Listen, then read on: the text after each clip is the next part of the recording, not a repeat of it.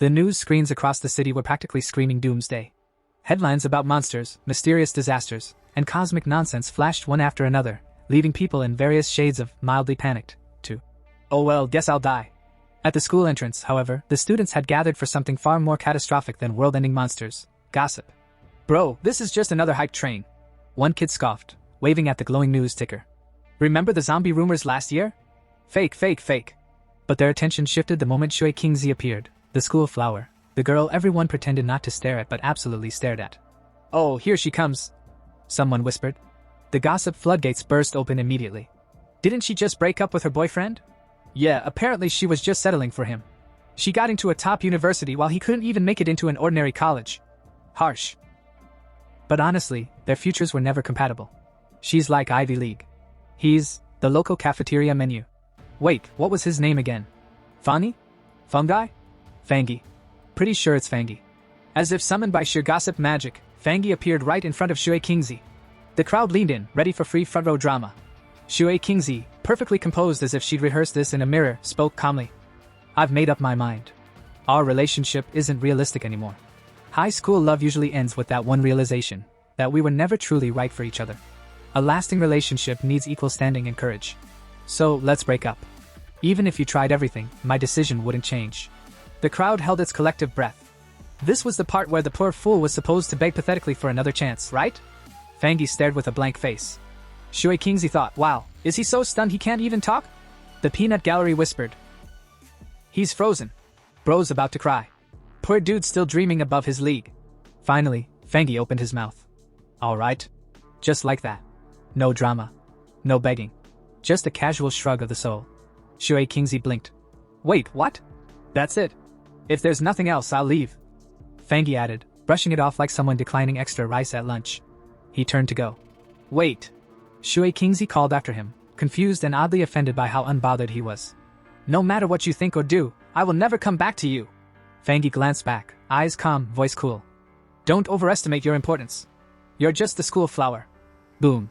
The crowd silently gasped. That wasn't just rejection, that was a headshot. Shui Qingzi stood frozen, speechless for the first time anyone could remember. Meanwhile, Fangi waved the whole conversation off like a bad sales pitch. I'm too busy for this. Goodbye. And just like that, he walked away. A few students muttered in disbelief. Wait, that's it? It's over? Breakup speedrun any %. Bro didn't even flinch. Coldest man alive. But while the crowd was reeling from the school's hottest drama, Fangi's mind was elsewhere. These people have no idea. Shui Qingzi, degrees, gossip, all meaningless. The world is about to collapse. I'm not the boy they once knew.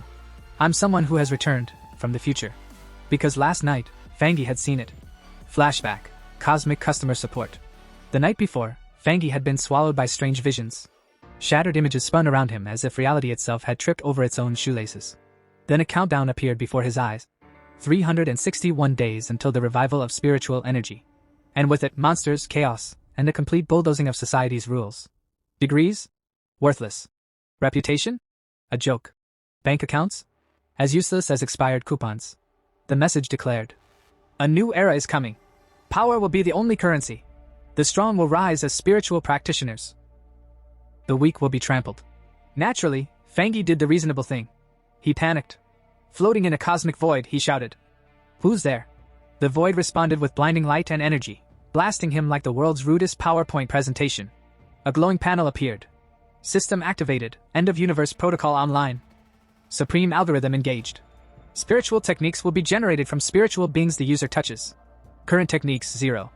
Fangi stared at it, thinking, well, that's something. Then, without warning, a colossal beast with glowing red eyes lunged straight out of the interface.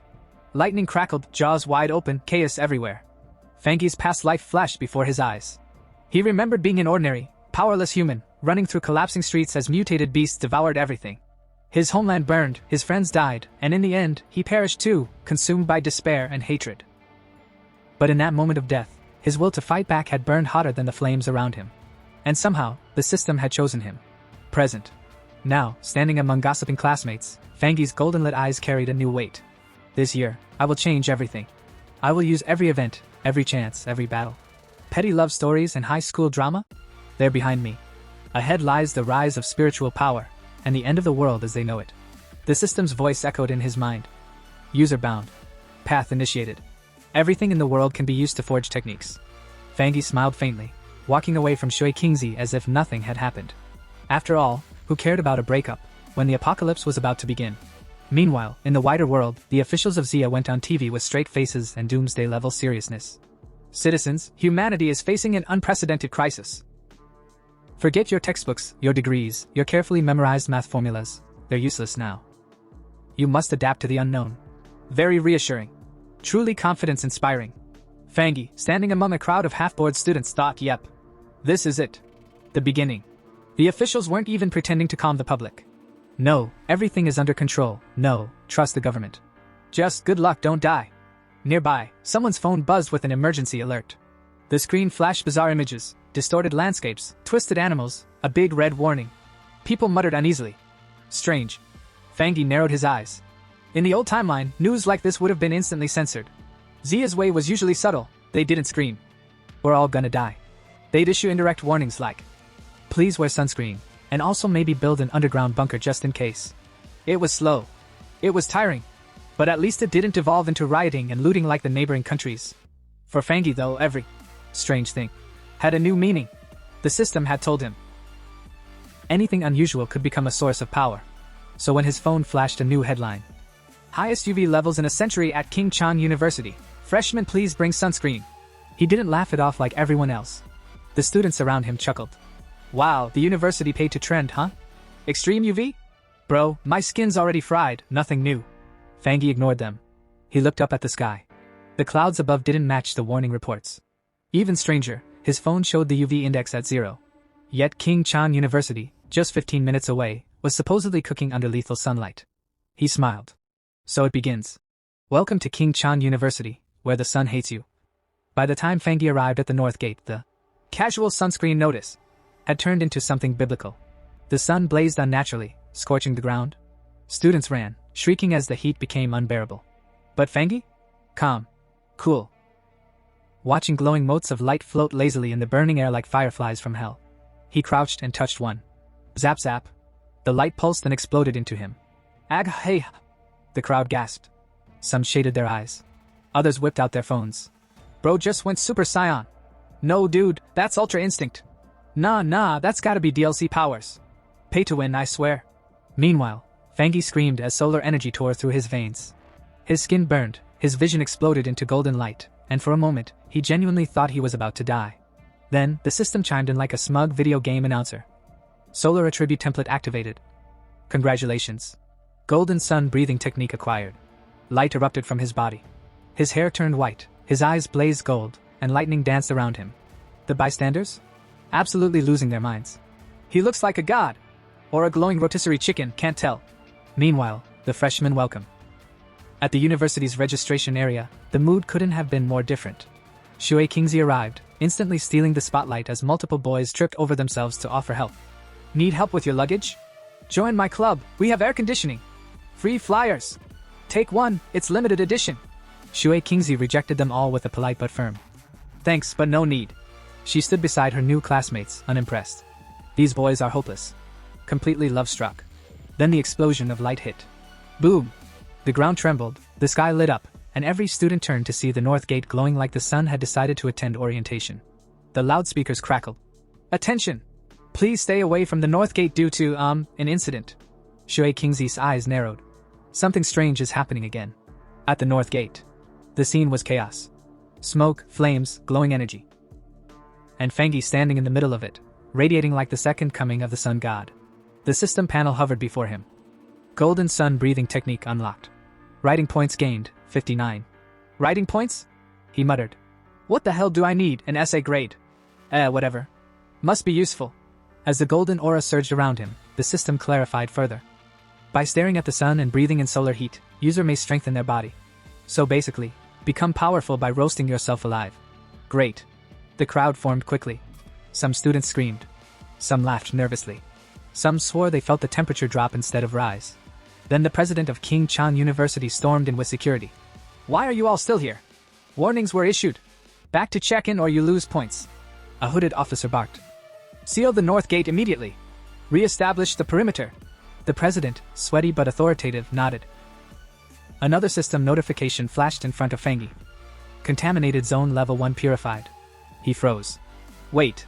Contaminated zones are officially recognized? The government already knows about spiritual energy? Before he could think further, a broadcast thundered. All unrelated individuals must evacuate the north gate immediately.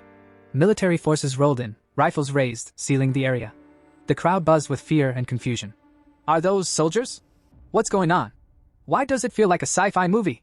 Fangi clenched his fists. Too many eyes. Too much attention. Time to go. Without hesitation, his golden aura flared, and with a powerful leap, he launched himself skyward, leaving the stunned crowd behind. The hooded officer stepped through the smoke like he'd just come out of a video game cutscene. He knelt, scooped up a glittering shard from the ground, and held it to his eyes. A crystal fragment. This event wasn't an accident, he murmured darkly. Someone has already begun resonating with spirit energy. Security barked orders, shooing away the crowd like pigeons. The officer ignored the chaos, still studying the fragment with the calmness of a man who probably collected weird rocks in his childhood. Nearby, Shui Kingzi froze. Spirit energy? Did humans cause this? Her mind replayed the glowing figure she thought she'd glimpsed earlier. Could that shadow have been Fangi? She shook her head immediately. Don't be ridiculous. Fangi? The guy who barely scraped through exams? As if he could even get into King Chan University. That evening, Fangi versus his own sweat. At home, the sun set, but Fangi was still roasting alive. He lay sprawled on his bed, drenched in sweat like a man who'd lost a fight with his own air conditioning. Cold showers? Useless. Ice packs? Melted in seconds. Air conditioning? Might as well have been a hairdryer. He groaned. At this rate, I won't sleep tonight. I'll just evaporate. As he wiped his face, another worry hit him. What if today's chaos exposed me? Grabbing his phone, he scrolled through the trending news. Sure enough, a post from the Spirit Energy Practitioners Association was blowing up. He frowned. That weird online forum? The one that used to post cultivation memes nobody took seriously? The announcement looked different now. Official formatting, government watermark, a full list of cultivation ranks. The Zia country seal gleamed at the bottom. It's real. In his past life, he'd never seen this. Back then, he was just an ordinary guy running for his life, not browsing online manuals. Now, it seemed the government was openly acknowledging early awakeners. Sitting cross-legged on the bed, he muttered. Fine. If the world's gone official with this, then I'd better get serious. He closed his eyes, inhaling deeply. The heat surged again, but he forced his breathing to steady. Flames of golden energy flickered, then swirled. Slowly, his body lifted off the mattress. Step 1, strengthen the body into a vessel. Step 2, become a living weapon. Form of the divine axe. He commanded. Energy roared. Golden light condensed. The system chimed. Congratulations. Breakthrough to Ghost Axe 1-star rank. Another notification popped up. 50 writing points available. Oh right, I forgot about those. The system explained, writing points could forcibly embed power into anything. Fangi blinked. Anything? Like anything? To test, he picked up a mug. The system politely asked. Embed sun attribute into mug? Cost, 1 writing point. Why not? The mug glowed like the Holy Grail. Fangi smirked. So it works. Which means a sword, a gun, anything could become a divine weapon. His eyes drifted to the sheathed sword in his case. Soon. But I need to test more first. Midnight rabbit problem. Outside, under the moonlight, something stirred in the forest. A mutated beast crept closer, glowing red eyes glinting in the dark. Black feathers bristled along its body as it crouched low. Yes. A rabbit. A rabbit of nightmares. Inside his apartment, Fangi groaned, coughing. He shifted on his bed before suddenly sitting up. His ears twitched metaphorically, his new senses sharper than ever. Coughing. Not mine. Not normal. He stepped into the living room, listening. The sound echoed from the corridor. Opening the door a crack, he peered out. And there it was. The red-eyed, feathered mutant rabbit. Even with memories from his past life, the sight made his skin crawl. The beast twitched, sniffing the air. Its glowing eyes locked onto the hallway. Damn it, Fangi whispered. Elsewhere, rooftop girl. High above, a helicopter swept the city with its spotlight. On a rooftop stood a girl with long hair, casually licking a lollipop like the apocalypse was just her night shift.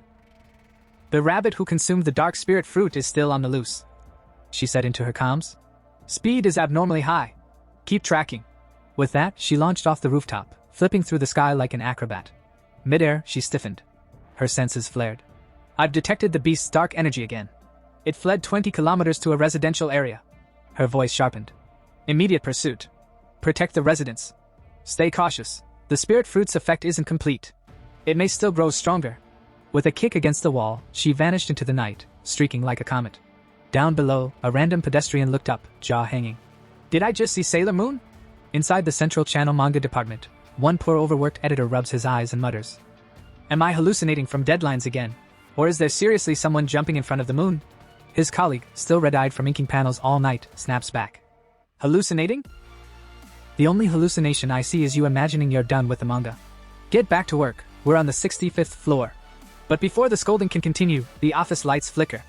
Outside, framed against the glowing moon, a dark figure leaps, dramatic enough to put every shonen protagonist to shame. Meanwhile, on the streets below, the mutated beast roars and lunges at Fangi. Only this time, Fangi doesn't flinch. His golden eyes blaze as though he's powered by an ancient solar battery. Ever since his breakthrough, he thinks, my body moves sharper, faster.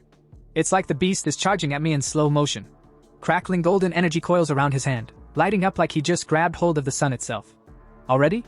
Mutated beasts appearing this early? He mutters, half exasperated, half thrilled. He sidesteps the charge with ease, grabs the monster mid-swipe, and slams it into the pavement so hard the ground itself files for workers' compensation. The crowd in the distance might have expected screams of terror. Instead, the only thing heard is the crisp crack of bones and the ominous hum of energy. Golden light wreaths Fangi's body. His eyes narrow. The weak points the tail. He rockets upward like a golden cannonball, dragging a shockwave behind him. The earth splits beneath his feet, the beast flails midair. Too late. Fangi's fist glows like a miniature sun, and he unleashes a golden beam that burns across the night. The beast howls, writhes, and in a last act of desperation, tries to swallow the energy whole. Fangi smirks. Absorb this? You dare? That's solar-grade young energy, my friend. You're not snacking on the sun. The beast ignites from within. Boom! A blazing explosion tears the night apart. Up in his apartment, the poor manga editor nearly chokes on his instant noodles. Thunder? At midnight? He rushes to the window and blinks. Or maybe, I am hallucinating. Down below, Fangi lands lightly, shards of glowing energy scattering like golden fireflies around him.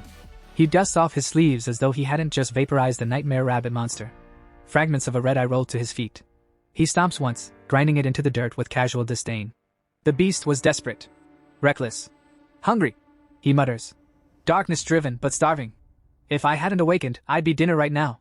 His golden aura fades, and with it comes resolve. I need more spiritual techniques. Surviving what's ahead won't be possible with just this. Elsewhere, under the moonlight, a girl descends like a fallen star. She lands in the forest with enough force to crack branches and shake birds from their sleep. Kneeling by the charred corpse, she frowns. Torn apart already? She reaches for the remains but flinches back. Hot! Her eyes widen. This temperature. Young energy? And pure too. Exactly like the one reported at King Chang University. This is no coincidence. She presses her earpiece. HQ, the mutated rabbit is confirmed dead. But it wasn't me. Someone else did it. A pioneer. The calm line crackles. A pioneer? The one who purified King Chang University's northern gate. Yes. Not in the archives, strange. His elemental power is unusually pure. We need him. Contact immediately. Understood. She replies calmly, sealing the sample in her cloak. Her superior barks another order. Postpone everything else. Track him down. Persuade him. The association must have him. The girl pauses, unwrapping a lollipop with immaculate grace. She pops it into her mouth, chewing with all the seriousness of a top-tier spy. Got it, she says. But first, she takes a dramatic slurp. I want milk tea. Fangi couldn't help but wonder who this mysterious powerhouse was. Anyone who could release that much overwhelming energy definitely wasn't your average street cultivator. It had to be a true expert. He clenched his teeth and made a silent vow. No matter what, he'd meet this person one day. Meanwhile, somewhere else entirely, Funi stretched his arms wide in front of a giant window as golden sunlight poured into the room like it had been waiting all night just to spotlight him. The whole day starts in the morning. He announced to no one in particular, admiring the dazzling glow. Then, shirt off. Boom. Muscles out. If sunlight had feelings, it would have blushed. Waking up early helps with cultivation, he said, as if revealing a life hack no one on the internet had ever heard before. As he stood there basking in the warmth, glowing energy swirled around him. He activated the legendary golden sun breathing technique, guiding himself to feel the morning rays and absorb them like some oversized, shirtless solar panel. Fangi could sense it. Ever since he'd stepped into the Ghost Axe realm, the aura of the so-called mountain masterpiece became much clearer when using this technique. It felt like invisible golden threads were circling around the divine axe. Then, boom! A sudden explosion of light erupted. Wait, already? Fangi blinked. The breakthrough happened so fast it caught even him by surprise. Energy surged through his arm as he clenched his glowing fist. Lifting the golden axe, he realized it felt lighter. Much lighter. Swinging it experimentally, he mused. Cultivation is just like chopping wood. What really matters is persistence. Swoosh. His downward chop blasted radiant energy through his body, shaking the ground. Golden flames danced around him as he marveled at how much tougher his body had become. His eyes glowed like two molten suns. Still, he reminded himself, his fast progress wasn't just talent. It was thanks to leftover residual energy from his earlier breakthrough. Surrounded by blazing golden fire, he swore to take things one step at a time. No more flashy leaps. Well, hopefully. Then his eyes landed on a package conveniently stamped. Authentic goods. He frowned. Great. My breakthroughs are so loud, even my delivery parcels are embarrassed. I need to find a quieter spot. Elsewhere, at the association office. An old man, sipping tea and pretending to retire, suddenly froze. His phone pinged, solar energy fluctuations. His brow furrowed. Again? Is it that kid Fangi? Back in the mountains. Beside a quiet stream, Fangi sat cross-legged, pulling up his glowing screen interface like he was about to order takeout. A prompt asked, use code points to implant Yong attribute into weapon? Yes. He confirmed coolly. Golden energy wrapped around him in a swirl. He recalled his last attempt. He tried coding a figurine into a weapon. The result? It worked, until it exploded from the Yong attribute's sheer power. This time, however, was different. The new blade in his hand resonated with him deeply, as if it shared the same origin. His screen confirmed. Coding successful. He grinned. Perfect.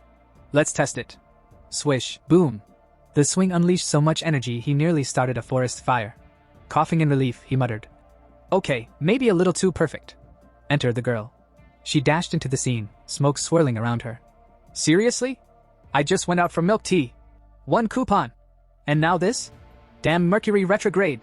When she spotted the destruction, her jaw dropped. Her tear-filled eyes widened as she realized. Wait, last night his aura was only 1-star ghost axe. How is it now 2-star? And a spirit weapon? For reference, spirit weapons are rare. Legendary even. The association had only 2. And yet this random guy, Milk Tea Girl's least favorite headache, had 1? She laughed nervously. It must be a mistake. Totally a mistake. Yep. Definitely my imagination. Still, muttering under her breath, she got ready to clean the mess. Again. Meanwhile, Fangi kept walking through the forest. He mulled things over. His weapon now carried the Yong attribute, but who said you could only code 1 attribute? The system's words echoed in his mind. Anything in the world can become coding material. Stacking attributes on a single weapon?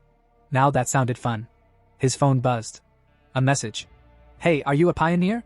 Saw your browser history. Looks like you entered the realm after a driver post. Fangi slapped his forehead. Right. Forgot to set privacy mode. The stranger continued. Their group had 3 members, all pioneers, looking to connect. They asked about his progress, threw in some gossip about a national team player breaking through, and even mentioned that official military recruits were still only at Ghost Axe realm. Then another ping, IDUG 72.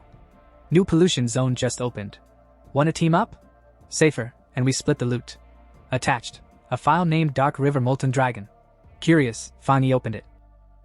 The data explained, tectonic shifts had twisted a river into a molten pollution zone, now carrying a Yong-type attribute. His eyes lit up. Perfect match. Without hesitation, he typed back, count me in. In the Manhwa district, a small crowd was gathered around a sealed stone entrance the size of a football stadium door. Oldly, when's your friend getting here? One of them grumbled, already regretting skipping lunch for this little expedition. Another, clutching a scroll like it was his grandmother's recipe book, proudly declared. Thanks to Zhao's detailed maps, we found this place without getting lost in 3 different valleys. Yeah. Someone else chimed in. But remember, once we're inside, watch each other's backs. I'm not carrying anyone home if they get their arms bitten off. Meanwhile, Jang Koya, official staff member of the Ministry of Culture's Spiritual Energy Cultivation Association, yes, it's a mouthful, stood yawning with the look of a government worker who'd been promised a cushy desk job but somehow got roped into caving expeditions. Ugh, no promising pioneers this time either. If this drags on, I'll be working overtime again. She muttered, already fantasizing about slapping in. Out of office. Notice on the cave wall. The narration, perhaps too smug for its own good, explained, most pioneers don't even realize the association is a government agency. Becoming a member isn't just hard, it's practically a miracle unless you're rich, connected, or the examiner's nephew. Just as Jang Koya was calculating how many instant noodles she could buy with overtime pay, someone gasped. Wait, is that Fangi? Sure enough, Fangi strolled up like he was arriving fashionably late to a dinner party. His aura radiated strength, yet it felt oddly warm.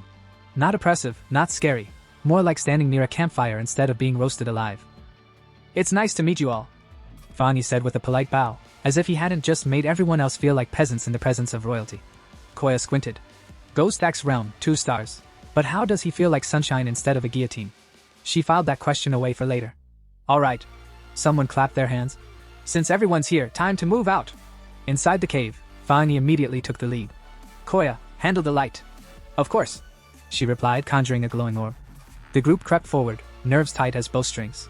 "Careful, loose rocks here," one warned. "Huh, not as hot as I expected," another muttered. "Not yet," Fangi said calmly. "We're not at the core. Stay alert. If you're tired, speak up. Safety first." Privately, Fangi reflected on how warmly they'd welcomed him, despite him being the last to arrive. Either they're genuinely kind, or just desperate not to die alone. Either way, I'll take it. At last, the team stumbled upon a cavern that looked like the Earth's furnace itself, molten lava bubbling and glowing. "Holy, this is actually lava!" Someone gasped, eyes wide as saucers. Before anyone could stop him, Fangi casually walked straight toward the lava pit. "Hey!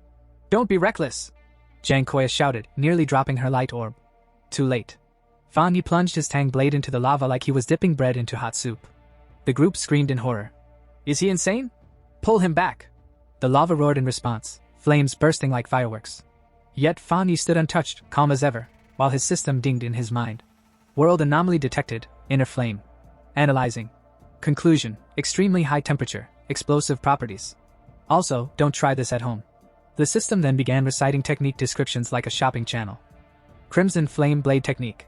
Each swing unleashes blazing flames and lightning. Only 99 spirit points, but wait, there's more. Fangi, without hesitation, embedded the inner flame into his weapon. Fire danced around the blade, turning it into a molten masterpiece. He rose safely from the pit, while the others stared like villagers witnessing magic for the first time. "His weapon's absorbing the energy. He's fine? Not even a scratch." Fangi stood confidently, blade blazing. "This perfectly complements my tang blade," he murmured, as though narrating his own hero's journey. Inspired, one teammate declared, "I'm gonna absorb energy too." "Me too," another shouted. "With a little training, I'll finally step onto the cultivation path." Koya softened, smiling at their enthusiasm. "Don't worry, I'll keep watch. Just focus on training." "Thank you," they all chorused, bowing like school kids. But her smile faded when her sharp eyes caught movement at the cave entrance. "Trouble incoming," she warned. A group of aggressive newcomers swaggered in. Their red-haired leader sneered. Well, look at the small fries. This is our turf now. Get lost before I roast you." Koya glanced back at her teammates, still sitting cross-legged in cultivation bliss, completely oblivious. She quickly sized up the newcomers, 3 Ghost Axe 1 stars. Too strong to risk fighting head-on. She forced a polite smile. "We found the spot first. My friends have already started absorbing energy. If you're willing to cultivate peacefully, we can share." The red-haired brute laughed in her face. "Share? With you weaklings? Don't make me laugh. Move or bleed." Her hand tightened around her staff as she reminded herself of the brutal law of this new era. Survival of the fittest. The weak get trampled. But as a representative of the Xia Countries Association, she clenched her jaw. Like it or not, I can't let this slide. Just when the situation looked grim, Fangi stepped forward with the kind of confidence that could only come from either a lifetime of training or binge-watching too many martial arts dramas. Standing tall, he pointed his sword at the red-haired thug and accused. "So this is all you can do? Bully a girl?" The man blinked like someone who had just been accused of stealing snacks in public. "What?" he shouted, utterly scandalized. Before the poor guy could recover from his dramatic "What?" Fangi unsheathed his flaming blade. With a single swing, he released a fiery shockwave so powerful it yeeted half the enemy squad back like paper dolls. Dust swirled, rocks trembled, and somewhere, a background narrator probably whispered, "Wha?" The red-haired leader's jaw dropped. "Fall back! Fall back!" he screamed, but it was already too late.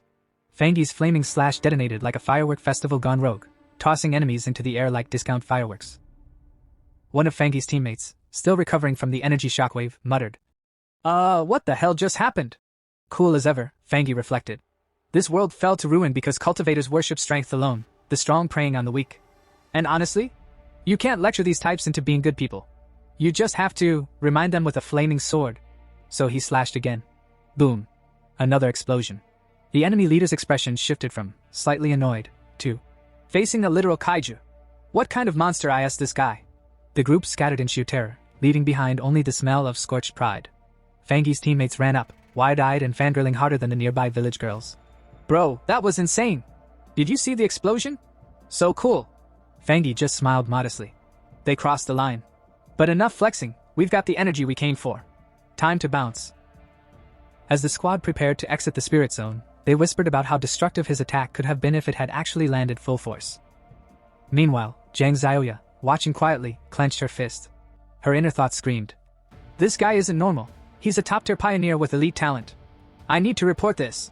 Cut to Spirit Energy Cultivation Association HQ. A woman at the office nearly spat her tea when she read the report. Another high-tier pioneer? Zhang Xiaoya froze on the other end of the call. Another? What do you mean another? She stammered nervously, while secretly pressing Save File on her recording. Smooth. She later gushed to her teacher. 2 high-tier pioneers in 1 week. Isn't that wild?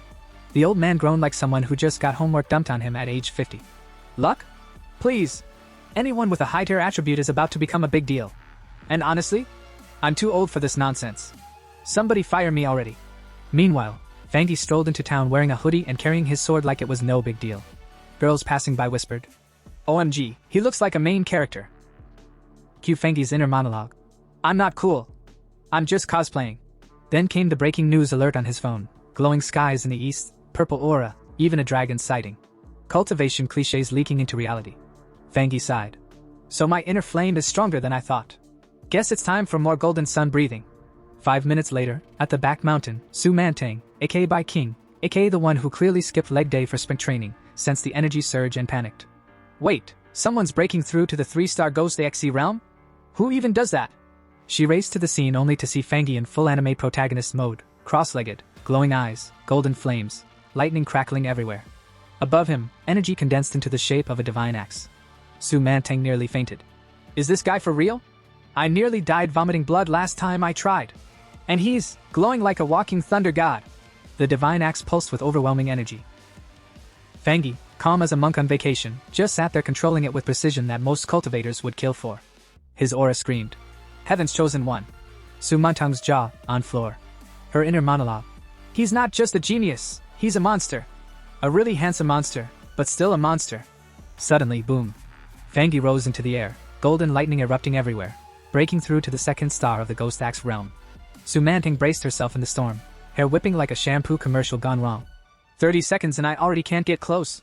This guy's ridiculous. She spotted the axe stopping by a giant glowing tree, realizing it hadn't fully awakened yet.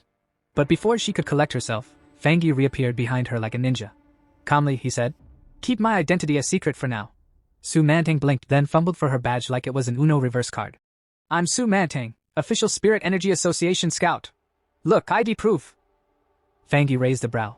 Su Mantang, wait, that name sounds familiar. Flashback to his past life. Oh right. Didn't she fail her mission and humanity got wiped out?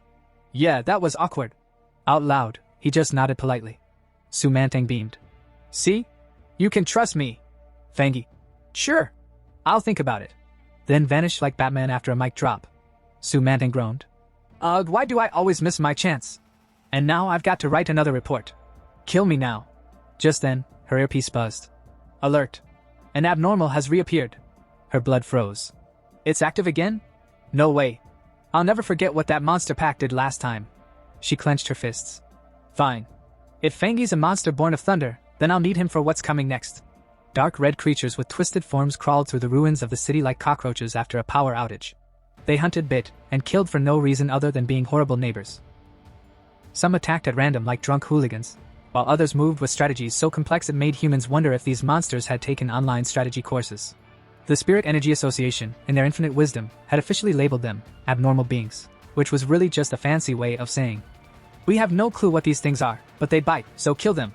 The danger was clear. If these creatures weren't eliminated early, they absorbed aura like free Wi-Fi and evolved into even nastier versions of themselves. Left unchecked, they became walking natural disasters, bigger, meaner, and twice as difficult to deal with. Cue the scene. Lightning flashed across the rain-soaked city, slicing through the storm clouds like a dramatic stage spotlight. Rain poured down in sheets, drenching the streets until they looked like reflective rivers of neon and despair.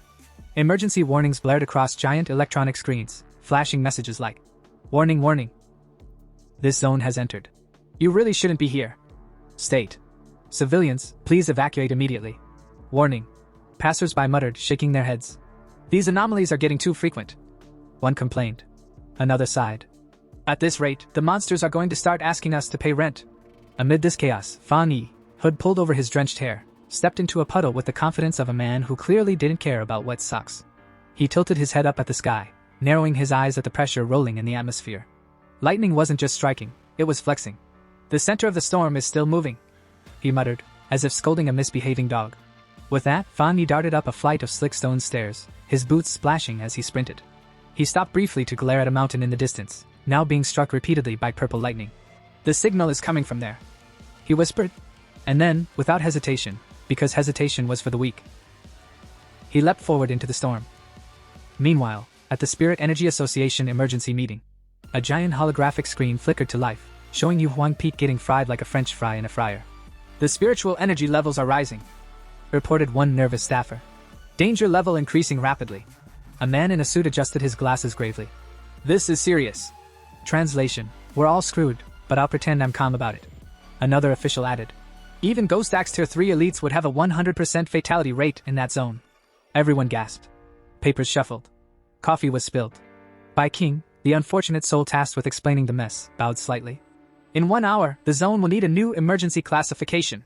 And, no one in our entire district has the ability to approach it safely. Lock it down, barked one officer. Seal it completely, shouted another. And so, with the speed only bureaucrats could muster, they declared the mountain off limits. Back at the mountain itself, the storm raged, lightning tearing into the earth. And who else but Fangi appeared, cloak whipping dramatically, muttering to himself like a lunatic in the rain. I will reclaim my memory, he whispered, as though the storm itself was listening. But Fangi knew the truth. If he wanted to absorb this level of spiritual energy, he had to go deeper into the mountain's core. The problem? Even ordinary monsters had been beefed up by this lightning buffet, and the danger level was rising fast, complete with space-time distortions. Basically, it was a buy one doom, get another free situation. Still, Fangi wasn't the type to run.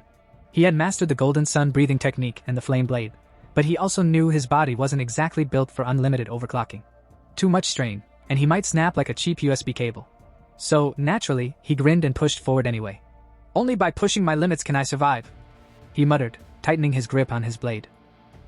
If I miss this chance, I might as well wait for death under the heavens. And then lightning said, bet. A massive bolt of blue-white thunder came crashing down, lighting up the entire peak.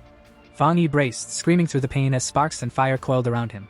His clothes tore, blood streaked his lips, but he refused to fall. The system chimed in cheerily. High voltage notification, massive lightning energy detected. High voltage system recording progress. Fangi roared, flames bursting from his body as he leapt upward, clashing directly with the storm. His fire and the lightning tangled like rival lovers in a messy breakup. People in the city stared at the colossal explosion of light from their towers. Someone whispered, "Is that a human?" The system pinged again. White heavy checkmark achievement unlocked, divine thunder tempering. Sparkle's heavenly thunder-drawn body refined into divinity. Award, plus 50 system points. When the storm cleared, Fangi floated above the mountain, glowing like an avenging deity. His aura warped the very weather around him. Lightning, he declared, voice echoing, is both my fangs and my shield. The system wasn't done. Skull new ability available, pure judgment lightning. Effect, plus 300% damage to evil beings. Cost, system points. Purchase? Fangi tilted his head, eyeing his sword. He could embed the lightning into it, but if he did, the blade might snap under the weight of such absurd power. He smirked instead, flexing his hand. Put it in my right hand, he commanded. High voltage confirming command. High voltage embedding lightning attribute. Sparks gathered, thunder roared, and lightning coiled into Fangi's palm. His grin widened. Perfect, he whispered. And so, standing in the middle of heaven's wrath, he absorbed the storm itself, smiling like a madman who had just stolen candy from the gods. At dawn the next day, the storm-ravaged Yong Peak looked like a battlefield straight out of a bad apocalypse movie. Lightning scars across the mountainside, trees fried to charcoal sticks, and military personnel squinting into the mist like they expected the mountain to cough up an apology. Report, barked Major Hanli, who had the personality of an iron rod and the haircut to match. Sir, one officer snapped to attention. Someone entered the mountain before us. Hanli's brows twitched. A pioneer? Yes, sir. From behind, Bai King, who usually looked like she could stare down a thundercloud into apologizing, suddenly rushed forward, voice trembling. Did he survive? No one answered. The silence was dramatic enough for the background wind to kick in, fluttering her uniform like she was posing for a propaganda poster. Finally, she knelt to the ground and muttered. I can't sense his attributes, or how long he's been gone. Yesterday's lightning storm scrambled everything. The officer cleared his throat and tried to sound less like he was reading off Google Translate. Well, it happened around 6 or 7 a.m. He slipped in just before we got here. Honestly, the timing was so tight, he might have dodged us before the sensors even updated. Hanli looked over the charred peak, unimpressed. The reading said pollution should have spiked to rank X, but instead, the density plummeted. Suspicious. Suspicious? Bai King frowned. Yes. Suspicious. The officer leaned in dramatically. The intruder may have lightning powers. Which means he didn't just survive, he feasted on that storm. Used it like a 5-star buffet. Too precise to be coincidence. Whoever he is, he's dangerous. Bai King folded her arms. Friend or foe? Hanli's lips tightened. If foe, then disaster greater than any anomaly. Dun dun dun. Meanwhile, across town, Fangi was waking up on his couch. His sword lay beside him like an overworked roommate. His hair stuck up in 6 different directions, and his first heroic act of the day was rubbing his head like a hungover panda. Back at command, Hanli was already plotting damage control. Assign him a code name, he ordered. Tyrant. Yes, because nothing says let's stay subtle like calling someone Tyrant. The investigation at Yuang Mountain kicked off immediately. The military kept it hush-hush, spreading fake reports of natural disasters. On the Rain-Soaked Summit, the Spiritual Practitioners Association arrived. Their leader, who looked like he practiced stern frowning in the mirror every morning, told Hanli. We've already dispatched a top pioneer to make contact. Then he turned dramatically to Su Qing. Brief him. Su Qing's heart skipped a beat. Me? Brief him? She swallowed hard, stitched together half-truths with the skill of a panicked student bluffing an oral exam, and said, yes sir. I believe it's the same pioneer who purified the contamination at the university. I've been trying to reach him, but he's elusive. Very elusive. Like a ninja rabbit. The rabbit part wasn't entirely wrong. She even mentioned the dead mutated bunny she'd stumbled upon, proof of Fangi's trail, and noted the traces of young flame energy at the scene. All technically true. Major Hanli studied her like she was an exam paper. Finally, he nodded. Gifted young pioneer. Well done. Su Qing saluted so sharply she nearly sprained her wrist. Inside, she screamed with relief. When the meeting wrapped, Hanli casually mentioned plans to cover everything up with natural disaster reports, and warned against putting spiritual data online. Su Qing exhaled, finally free of interrogation. Meanwhile, back at Casa Fangi, our Tyrant, Kiro was drying his hoodie with his golden sun breathing technique. Within seconds, the damp hoodie looked like it had been kissed by divine laundry service. He flexed his fingers, sparks dancing playfully between them. The once violent thunder energy now bowed to his will like a tame puppy. He grinned. 200% critical damage boost, huh? Oh, we're cooking now. Just then, ping! His phone buzzed. Fangi squinted. He'd set up special alerts for emergencies because, in his world, breaking news usually translated to congratulations, you're now the unpaid intern for saving the city. The notification? A chemical plant explosion. Officials claimed no injuries. Fangi raised an eyebrow. Yeah, right. And I'm a vegan. Scrolling through forums, he read eyewitness accounts. Cold aura. Evil presence. Creepy vibes. The words triggered a horrifying memory. Blood, chaos, and a crimson monstrosity with too many eyes and not enough manners. A mutated creature. Fangi muttered grimly. And not the cute bunny kind.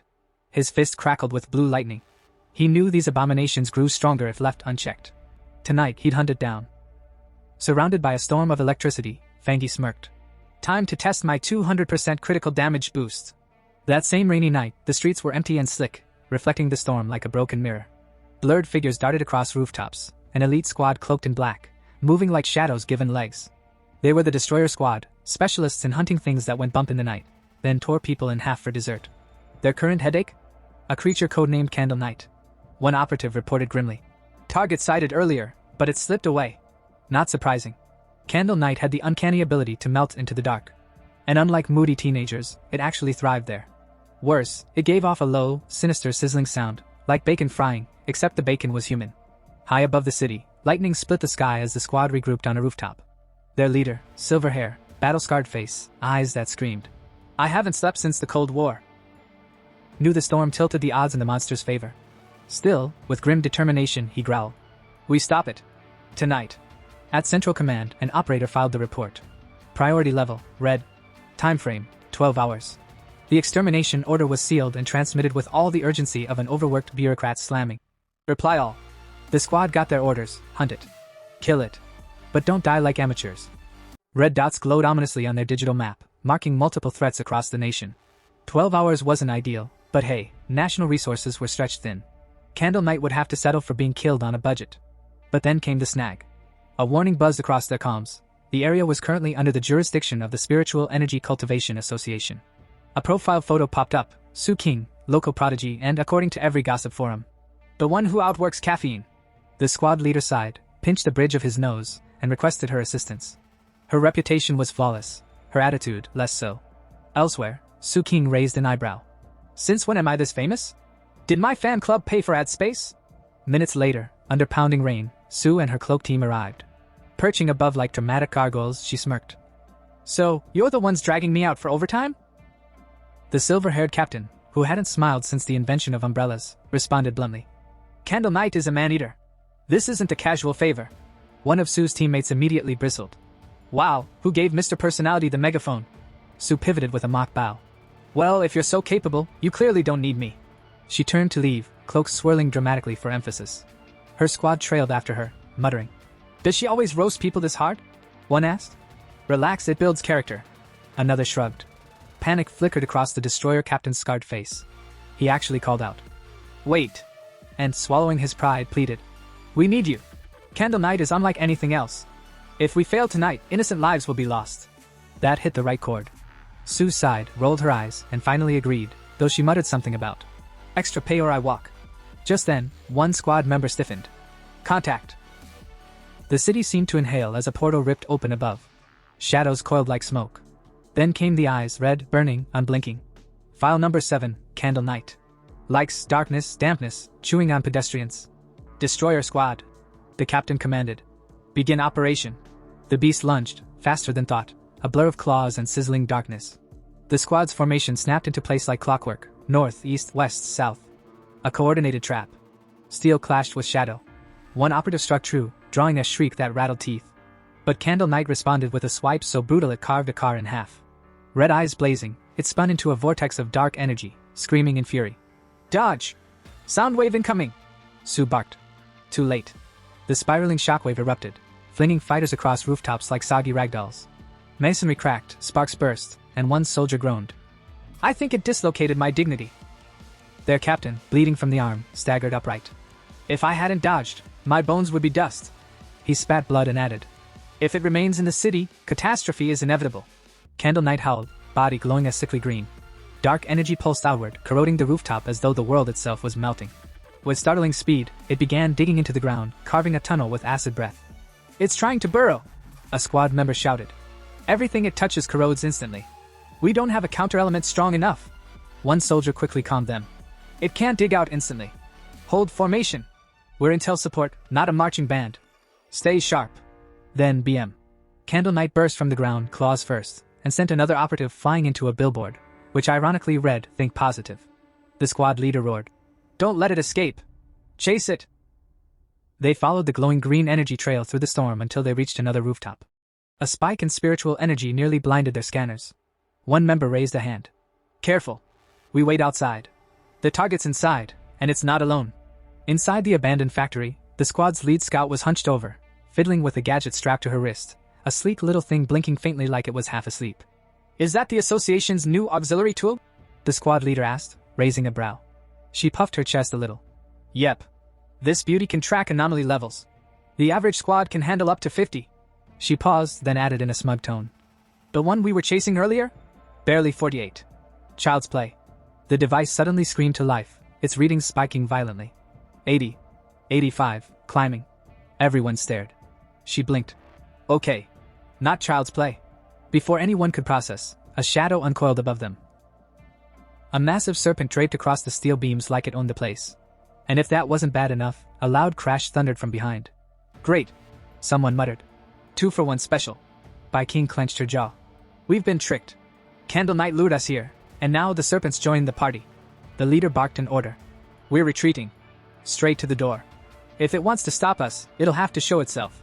Together, they blasted the rusted factory doors with spiritual firepower, forcing them open. They bolted. Almost made it. Almost. Something lashed out of the mist and slammed biking to the ground. Poison gas hissed through the air, seeping into her lungs. Her limbs weakened, her senses dulled. She gasped, clawing at her communicator. Guys! Silence. Only the eerie echo of the factory. Alone, choking in the haze, she pieced it together. Candle Knight is the bait. The serpent's the butcher. One lures, one harvests. The serpent's monstrous face emerged from the toxic fog. Unlike Candle Knight's creepy theatrics, this mist wasn't just for show. It was poison, pure and simple. Paralysis, energy drain, suffocation, the whole deadly package. Her body gave in. She collapsed. A faint shaft of light cut through the ceiling above, but she couldn't even lift a finger. Then, boom! A figure crashed down from above, landing with enough force to crack the concrete. Fangi. Calm, confident, and looking like someone who just jumped into a fight he'd been waiting for all day. The serpent lunged at him with jaws wide, but Fangi dodged effortlessly. And just as he steadied himself, wham! Candle Knight dove from above. Two anomalies, coordinated like hunting partners. Fangi growled but smirked. So that's the game. One lures, the other devours. Cute. Candle Knight, you bite a little too much. You must really enjoy it. Thunder crackled around him, his sword igniting with blazing lightning. With a sweeping strike, he scorched the serpent's body, flames tearing into its scales. The serpent reeled, screeching in agony, but its wounds closed almost instantly. Fangi wasn't surprised. Of course you regenerate. Figures. Then he unleashed his trump card, channeling his flame and thunder into one devastating blow. Fire seared, lightning purified. The serpent's body writhed, screaming until it finally collapsed into ash. Triple crit thunder finish. Fangi muttered, admiring his own handiwork. Not bad. Pretty sure I'm climbing the pioneer rankings. Just as he was basking in his victory, poison from a stray serpent's scale burned into his shoulder. His vision blurred. The serpent's last laugh. Gritting his teeth, he reminded himself, flame dissolves poison. Golden sun breathing heals. Thunder purifies. My body screams because it knows the danger, but at least I'm alive. Others wouldn't be so lucky. He steadied his breath, let the poison burn out, and watched the serpent's ashes scatter. That's when he noticed movement in the smoke. Su King, the scout, coughing miserably. Fangi raised a brow. Oh, you're still alive. What was your name again? He smirked. Don't bother pretending you're dead. Your acting needs work. Her face turned beet red. I wasn't pretending. I really did pass out. The smell woke me. Fangi chuckled. Strong willpower though. Your teammates fainted, yet you had just enough left to shield yourself. If you were out cold, you wouldn't have smelled blood or burnt flesh. Su King blinked stunned, then muttered a thanks. Inside, she thought, so he noticed I saved a sliver of energy. Just how strong is this guy? He waved it off. Doesn't matter. Promise you won't reveal my identity, and we're good. For a moment, he almost seemed friendly. Then he glanced at the gaping roof and sighed. I'm late. You're safe now. I'll leave the cleanup to you. Before she could protest, he leapt up through the hole. No need for more talking. Talking just complicates things. As he disappeared into the night, Su King whispered to herself. Enemies really do meet on narrow paths. Meanwhile, Fangi smirked privately. Good thing she didn't see me trying to absorb that dark energy earlier. That stuff's disgusting. Cold, slimy, and the system didn't even respond. Forget it. I'll analyze later at home. Meanwhile, back inside the factory, chaos looked more like a nap party. Su King stomped over, slapped her teammates awake, and barked. Everyone up! It's all over now! Her poor teammates scrambled like chickens in a thunderstorm. The senior member of the squad blinked awake, rubbed his eyes, and yelled. We were ambushed! But the words died in his throat when he spotted the giant serpent's corpse roasting like a barbecue pit right in front of him. The others, now fully awake, gawked at the sight of the burning python. The senior's jaw practically hit the floor. Wait a second. Where did that overwhelming young attribute come from? Su King, who had been patiently waiting for her dramatic line, stepped forward calmly. As you can see, gentlemen, someone came to help us. Pioneers. My mission target, in fact, an extremely high-level attribute pioneer. That got her teammates buzzing like gossiping aunties at a wedding. So you know who he is? One asked eagerly. Su King shook her head with a helpless smile. Not yet. He actually saw through me when I tried to tail him. But this time he saved us. Everyone turned to stare at the burning serpent again, and one wide-eyed teammate blurted. Hold on. You mean to tell me this guy soloed both Candle Knight and the Python? Alone? What is he, a monster? The senior marched forward, puffing his chest out like he knew what he was doing, and began inspecting the charred battlefield. While trying to look cool, he stepped on one of the serpent's fallen scales. Bad idea. Bzzzztt. A crackling surge of violet electricity zapped the floor, and the poor guy nearly jumped out of his boots. Holy! Violet energy? He yelped. He spun to Su Qing like she owed him answers. Captain, didn't you say it was a Young attribute? This is way too intense. Su Qing crouched down beside the remains, her expression serious. Candle Knight's thunder attribute. Very pure. Very strong. Definitely high tier. The senior frowned, muttering like a man whose worldview just got shaken. Wait a minute. Could it be 2 high-level pioneers showed up here? One killed the Python, one killed Candle Knight, and they left together? But Su Qing didn't move. She just stood there staring at the scorched battlefield, her fists slowly clenching. Her inner monologue screamed louder than her voice. No. Only one person came. Nobody would believe it, but one guy carried 2 high-tier attributes. Yang Flamewalker, Thunder Tyrant. What kind of freak is this? Time skip, fast forward a little. Outside the factory, several association vehicles rolled up like nosy neighbors who finally decided to check in. Su Qing sighed in relief. Good thing I stationed guards outside, or else they'd have sent a mop-up crew for our corpses. Inside, her teammates clung to her like overly emotional drama heroines. Boss, you're alive! I thought I'd lost you forever, sobbed one.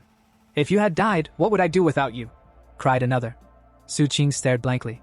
What nonsense are you people spouting? Before she could shake them off, the association's reconnaissance team marched in with scanners and crystal devices, moving around like CSI investigators. Their job? Reconstruct the fight and make everyone else feel inadequate. One scanner stopped, checked his readings, and announced to the room. Captains, based on combat habits and kill patterns, there's a 99% chance one person killed both anomalies. The senior went stiff. So it really was one person. A dual high-tier attribute pioneer. Another teammate muttered. And here we are, Ghost Axe realm, feeling proud of ourselves. The gap is ridiculous. Su Qing quickly stepped aside, pulled out her communicator, and reported to the higher-ups. My surveillance target appeared. Both Tyrant and the North Gate anomaly were my missions. Data's updated. On the other end, the association's chief listened, then sighed. I understand, Su Qing. Halt your mission for now. He saved you and wiped out the threats. He's not our enemy. Best not to annoy the man. Frankly, Old Han and I already disagree about this. Su Qing pressed her lips together, then added carefully. But Chief, back when Tyrant was about to advance at the back mountain, I sensed a very strong aura. At first, I thought it was a spiritual weapon. Now, knowing he's a dual high-tier pioneer, I'm beginning to wonder. The chief's tone sharpened instantly. A spiritual weapon? Impossible. No one could have that without major backing. And besides, our scanners found no third attribute traces. Su Qing persisted. When I came in contact with him, the aura I felt was definitely Young attribute. There was a pause. Then the chief muttered, half to himself, half in awe. If the weapon's aura really comes from his own Young attribute, then if he's a spirit creation realm cultivator, it might be possible. Su Qing's breath hitched. Spirit creation realm? That's insanely rare. Globally, we barely have 2 of them alive. But the chief wasn't finished. His voice dropped low. And if he truly has a third attribute, it will shake the entire pioneer world to its core. Attributes clash violently in the human body. It's supposed to be impossible to hold 3. No confirmed pioneer has ever done it. Then, after a long silence, he added grimly. If he does have a spiritual weapon, the fact we couldn't detect a third attribute might actually be a blessing. Let's just hope this freak of nature never decides to turn against humanity. The story now shifts to our MC who had just stepped out of the shower, steam still curling around him like he was about to star in some dramatic shampoo commercial. He towel-dried himself for about 2 seconds before lazily letting his fire attribute do the job. Instant hair dryer mode, no electricity bill. As he brushed the droplets from his shoulders, his mind wandered. Less than a year until the official spiritual energy revival, yet anomalies are already popping up like mushrooms after the rain. And not the tasty kind. The dangerous, explode-in-your-face kind. He muttered to himself as he got dressed, thoughts spinning faster than a washing machine on overdrive. Recently, pioneers everywhere had started cultivating solo. Crack open the interface between body and spiritual world, and suddenly you were sensitive to heaven and earth changes, like some kind of human antenna. He thought back to the people at the underground river, wild pioneers just like him. Most of us are already at 1-star ghost penetration realm, even without Zia country's official stamp of approval. Now that they're reaching out to the wild crowd, it means things are still peaceful-ish. Mutual exploration. No one stabbing each other yet.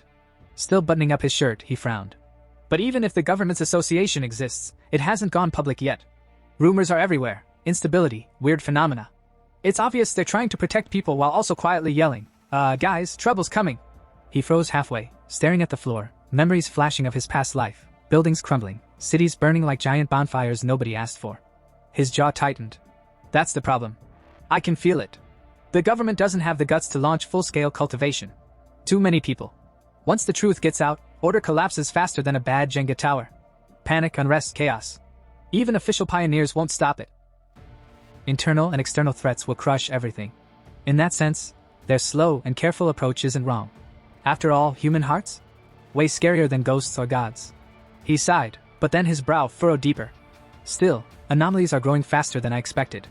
As if on cue, a system notification blinked in front of him. Detected attribute reading, dark, subattribute, shadow. His eyes narrowed. The memory of black mist surged back, the contamination, the hunger inside it. Shadow attribute, the natural enemy of pioneers. These things weren't just brainless exotic beasts. No, they were clever. Too clever. They hunted pioneers specifically, bodies rich in spiritual nutrition. They even worked together sometimes, laying traps like seasoned assassins. And that was just a subattribute. The true dark types? He'd seen them before, the ones capable of wiping out entire nations. One of them alone was enough to ruin a continent's day. Even today. If I hadn't interfered, that squad and those recruiters would have been toast. Shadow is already that sinister. If that's just a branch. He let out a low laugh that wasn't entirely amused. Full dark attributes are going to be hell. Another notification blinked. Status, temporarily unabsorbable. RMC tilted his head. Temporarily, huh? So one day, I might actually absorb it. Maybe even flip it to our advantage. That could be the key. He mentally reviewed his arsenal like a gamer checking his skill tree. Golden Sun breathing, Yang attribute, check. Divine Thunder tempering, Thunder attribute, check. Crimson Flame blade technique, Yang subattribute, Inner Flame, check. Not just high-tier attributes, but perfectly matched techniques. At his current realm, 3-star Ghost Axe, and yeah, there weren't many pioneers out there who could seriously challenge him. He exhaled. But it's still not enough. Dramatic moment. Heavy thoughts. Then his phone rang. The ringtone? Not epic or ominous. Just the standard ding-ding tone that ruined the whole mood. He glanced at the caller ID and groaned. Auntie? Why is she calling all of a sudden? He picked up. Hello, how have you been? Auntie's cheerful voice flowed through the line. Listen, your cousin is coming to study near your place. I don't feel comfortable letting her stay in a hotel. Can she stay at your place for a few days? RMC blinked. Cousin? Right. The study-obsessed straight-A machine. What was her name again? Honestly, I don't even remember what she looks like. Out loud, he said casually. Just have her come over. Spare room's empty. When is she coming? He asked. No need to pick her up. I'll give her your address and she'll come on her own. Auntie replied. Then she chuckled warmly. She'll even bring you some cookies and snacks when she arrives. Should be there tomorrow afternoon. Sorry for the sudden trouble. RMC snorted. Auntie, what trouble? It's fine. A soft chuckle escaped him. I've got things to do, so I'll hang up now. Call ended. Silence fell again, his heavy thoughts still simmering under the mundane request. The universe was tossing anomalies at him one moment and family sleepovers the next. Truly, the balance of life. Meanwhile, at the aunt's house, a girl sat glued to her computer screen, eyes sparkling as she scrolled through one questionable article after another. Harnessing spiritual energy in just 10 steps. Beast challenges in public parks. Totally legal, not really. Death Town, top 5 places to definitely not visit. She was in deep. Like PhD level deep. Right then, her mom, the MC's aunt, pushed open the door. Did you finish packing? She asked, arms crossed in classic mom stance. The girl sighed dramatically. Yeah, everything's packed. But I really don't want to stay with cousin brother. The hotel was fine for me. No. Her mom's tone had the finality of a Supreme Court verdict. It's much safer staying with your cousin than being alone in a hotel. I trust him more than any random staff member. And don't cause trouble there. Help around the house, understood? Ugh, fine. I get it. The girl shoved her mom playfully out the door, shutting it before another lecture could load. Leaning against it, she muttered. One hurdle at a time. Whatever cousin's like, he can't be harder to handle than an anomaly. The next day, phone in hand, she followed the GPS voice like it was divine guidance. You've arrived at your destination. The robotic map announced. She looked up. In front of her stood a big, hotel-style building. This should be the place. She muttered more to herself than the building. Just then, the door opened. Out stepped our hero. The girl straightened and said, Hello? So your name is Linny? He said, pretending recognition. In his mind, I totally couldn't recognize her at all. He led her inside, playing the polite host. So, you came here for the summer camp? Yes. She replied with just enough sincerity to sell it. If you need anything, just call me. Thank you, cousin. He handed her a spare key. Your room's down the hall. I'll be in mine. Linny accepted it with a little bow. Sorry for the trouble these few days. No trouble. He waved it off. But as he walked away, he couldn't shake the feeling. Wait a sec. Is it just me, or is she not hiding her presence properly? Earlier, I definitely sensed a trace of spiritual energy. Could she already be a pioneer? Then that whole summer camp excuse, was it actually just a cover? Suspicion planted, he left. Meanwhile, Lenny pulled out her phone and hopped on her secret group chat. Lenny, cousin seems nice. Doesn't look like he'll interfere with my activities. When do we move? The group instantly lit up. Greater than 18-year-old sultry woman, don't rush. Keep a low profile. Chaos everywhere. Pollution zones are getting claimed fast. Scammed in online romance for 50 cents, true. Last time at the underground river, 2 teams clashed. Some superpowered guy cut out a sun with 1 slash. Forced everyone else to retreat. 18-year-old sultry woman, 1 slash cut out the sun. Are you serious? Definitely an extreme young attribute. High-tier pioneer for sure.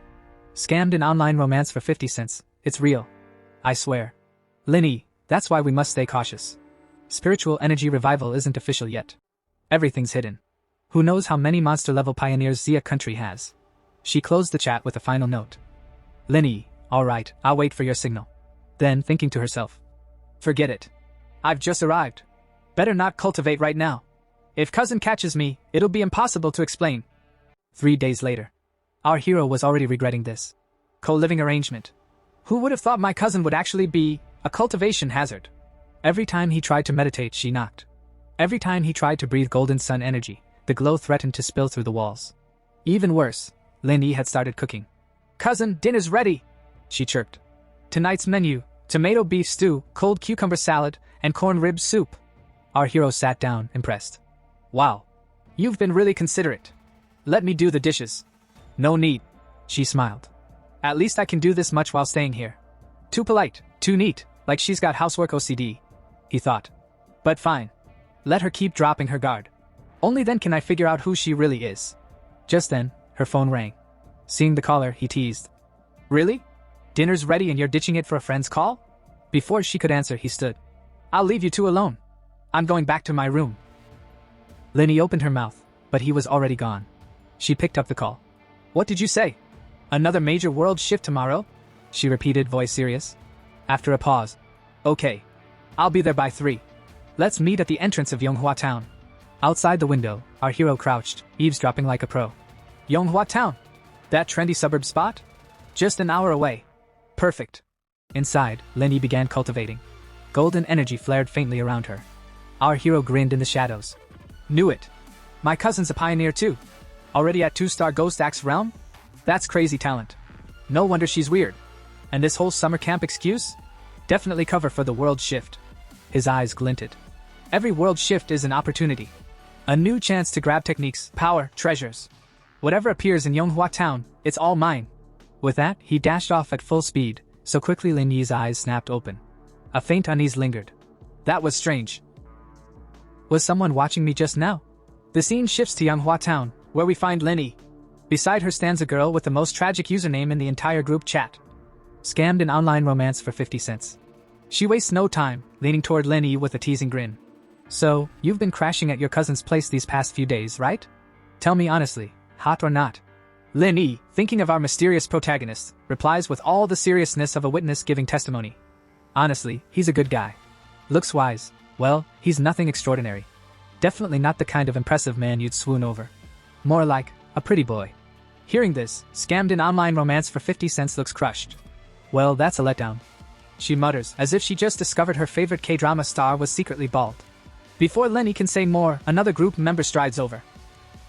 A self-proclaimed 18-year-old sultry woman, the kind who probably adds sultry to her username unironically. She smirks and says, Don't forget, Lenny once described herself as just an ordinary girl too. More members shuffle in, including a boy sitting a bit farther away who suddenly shouts like a bored dungeon master. Alright, since everyone's finally here, let's get down to the main issue. Lenny interrupts, raising her hand like a schoolgirl in class. Wait. She's not coming again? The boy shakes his head, expression flat. Still only 6 of us. She's not coming. Sultry woman shrugs, already used to the absentee member's mystery. She's always been like this. Let's just move on. And so, the little band of pioneers heads off toward their destination, completely unaware that our true hero is lurking at a distance, watching quietly like a ninja stalker with better hair. As he observes, his spiritual sense picks up their energy. My cousin's team is pretty low-key. Weakest one's at 2-star Ghost Axe realm, that guy over there's at 3-star. And apparently they've got some powerful member who barely ever shows up. His gaze then shifts upward, to the mountain above Yanghua town, where something truly bizarre is happening. A massive vine is descending from the sky. Not a thunderstorm, not an earthquake, just a giant green noodle from the heavens. Think Jack and the Beanstalk, except this thing doesn't bring magic harps or golden geese. It just exists. The vine doesn't release thunder. No blazing light. No destruction. It simply drifts in and out of reality, as though it's buffering on bad Wi-Fi. Lin Yi's team arrives at the site, staring up at the anomaly. My god. If I hadn't seen it with my own eyes, I wouldn't have believed it. Sultry woman whispers, sounding less sultry and more terrified. Behind her, scammed an online romance for 50 cents bites her lip. Wait, maybe we shouldn't go any closer. Linny blinks. Why not? Because. The girl swallows hard. My whole body just went cold. You guys saw the internal forum rumors, right? Last time this vine showed up, a whole team tried to make contact. Strong pioneers, way above my level, but none of them came back. Not even bones left behind. The corrupted aura in the air presses down on them like a funeral dirge. Scammed an online romance for 50 cents clutches her head, spiraling into panic. This isn't just some random event. This is a high-level world anomaly. Unknown. Dangerous. Terrifying. I wanted to gamble like a pioneer, get rich or die trying, but the moment I saw this vine I know I'll die here. I want to withdraw. Her teammates sober up at her outburst. Lin Yi, ever the calm scholar, nods. You're right. We feel it too. This wood-type vine, it's strange. It feels like it's been drowned in the river of time, like all life has perished, vitality stripped away. Instead of giving energy, it wants to devour ours. She grips her hand tightly and adds solemnly. But this is the path of martial pioneers. Meanwhile, our hero, still watching from the mountain, grimaces. Out of all the anomalies I've seen, besides the dark attribute ones, this vine is the worst. It's supposed to be a plant, a symbol of vitality. But it feels dead. Like a corpse pretending to be alive. Back below, Linny rallies her team. Friends, we don't have much time. Let's not get reckless. Spread out, sense the energy, but stay within sight of each other. Don't wander too far. Obediently, the group disperses. Linny perches atop a tree branch, beginning her cultivation. Our hero nods approvingly. Not bad. She chose the optimal range, cautious but efficient. Truly worthy of being a top student. Moments later, Lin Yi's energy surges, spiraling into the sky. She's about to break through. Already reaching 3-star? My cousin really is a genius. Down below, her teammates cheer. 3-star Ghost Realm. But celebration is short-lived. The vine suddenly stirs. Its roots slither forward, homing in on them like a predator. The boy leading them pales. This is bad. The vine sensed us from this far away. Sultry woman gasps, voice trembling. It's coming straight for us. In an instant, the vine lashes out, snaring some of them and draining their energy like a mosquito with a gym membership. Run! Run for your lives! Scammed an online romance for 50 cents screams. Lin Yi's breakthrough caused too much disturbance. If that vine grabs us, we'll be drained to nothing. The vine slams against Lin Yi's protective shield. Cracks spiderweb across it. Panic erupts. Most of the team bolts. But sultry woman grabs Scammed an online romance's wrist. No! If we run, Lin Yi will die. And what do you expect me to do? Scammed an online romance snaps back. Donate my spiritual energy so she can level up while I get turned into compost? No thanks. Ignoring her, sultry woman turns to the group. We can't abandon her. The boy leading them glares, cold and pragmatic. Don't be naive. Life and death are fate. Wealth is heaven's will. We're all just casual teammates here. If we don't leave now, we'll all die. Before he can finish, smack. Sultry woman slaps him across the face so hard his dignity flies off into another realm. To hell with you. I won't abandon my comrade. And with that, she charges toward Lin Yi, while the rest of the group flees in the opposite direction. Up in the mountains, our hero stood dramatically at a cliff's edge, gazing down at the chaos below like some tragic opera performer. His brows furrowed, his eyes sharp with urgency. My cousin probably doesn't even realize the danger she's in. He muttered with that trademark heroic concern. She's still just a student, and that vine's power, TCH, even I'm not sure I can handle it with my current strength. But, he gripped his sword tighter, his aura sparking to life. A promise is a promise. I swore to Auntie I'd look after her daughter, and if I fail now, she'll never let me eat dinner at her place again. With that terrifying motivation, he drew his heavy sword. Determination blazed in his eyes like a Cultivation novel cover illustration. Meanwhile, below, a sultry beauty had already dashed in to save Lin Yi. With elegance that could make even a demon blush, she hacked her way through the vine, until, of course, the vine got annoyed and wrapped her up too, At the same time, Lin Yi's little shield shattered like cheap glassware, leaving her exposed. And just as the vine was about to serve Cousin Yi as a leafy snack, whoosh! Our hero dropped in from above, sword infused with blazing yang energy, and struck. His strike burned the vine instantly, the flames of his yang power so fierce that the vine shrieked like a cat in bathwater, retreating at once. The two teammates who had been halfway through their cowardly escape froze mid-run. Their jaws dropped. Wait, it's retreating? Holy, look at that glow. Is he another pioneer? Indeed, the hero's yang energy lit up the cavern like a heavenly disco ball. His aura was so overwhelming that one of the fleeing boys started having an existential crisis right there. He thought bitterly, I'm considered a prodigy. 3-star Ghost Axe realm in record time. Barely anyone in the country compares. Even Lin Yi isn't that far ahead of me. But this guy crushed me. Crushed us all. What even are we compared to him? Stars trying to shine under a blazing sun? More like glow sticks under a supernova. Meanwhile, the sultry woman shaded her eyes against the brilliance. That's pure yang attribute, she whispered in awe. Only something that high-tier could suppress a desolate vine. Of course it's him. And then, ding! A crisp system notification popped up in front of the hero. Detected extreme wood attribute. Initiating auto-writing. Processing complete. Before he could even sigh about how convenient the system was, wood energy surged into his body, filling him with vitality. A huge grin stretched across his face. Incredible! This wood attribute technique, it's basically a perpetual battery. As long as there's life nearby, I'll never run out of juice. Auntie, you can forget about me ever needing chicken soup again. The system wasn't done though. Another message flashed. Currently extracting secondary attribute, desolation. Warning, drains all surrounding life force.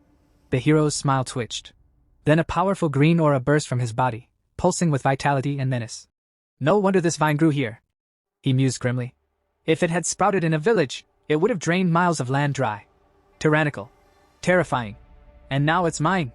As he admired his new loot, the sultry woman stumbled toward him, her eyes wide, her voice trembling with gratitude. Thank you so much for saving us, big brother. If not for you, we would have surely died. How can we ever repay you? Our hero waved his hand casually, as if saving lives was just Tuesday. No need. I'll be going now. He turned away, his cloak, that he definitely didn't have before, flapping dramatically in an imaginary breeze. Inwardly, though, he was grinning like a thief. Heh, all I did was piggyback off their intel, kill one oversized vine, and now I've got infinite vitality and desolation aura. Honestly, I profited the most out of all this. As for their little squabbles?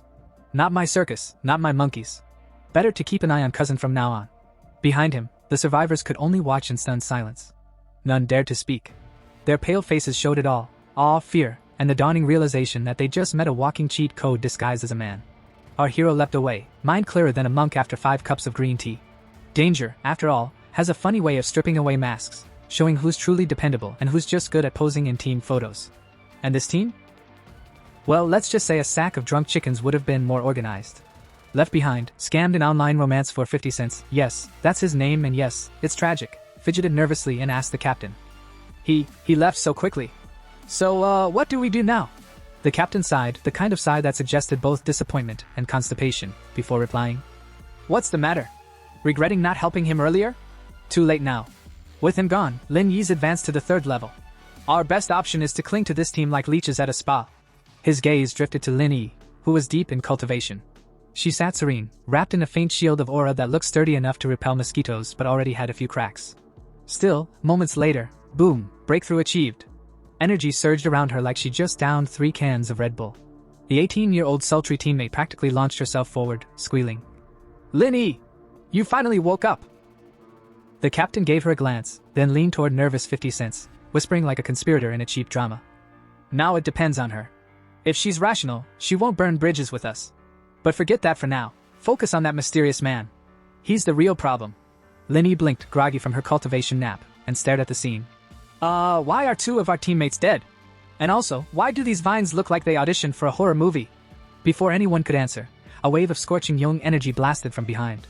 Even at a distance, it felt like someone had turned the spiritual thermostat to oven. The captain stepped up, looking all serious, and said, Allow me to explain. And explain he did. Later, Lin Yi walked home, brain buzzing with the captain's words.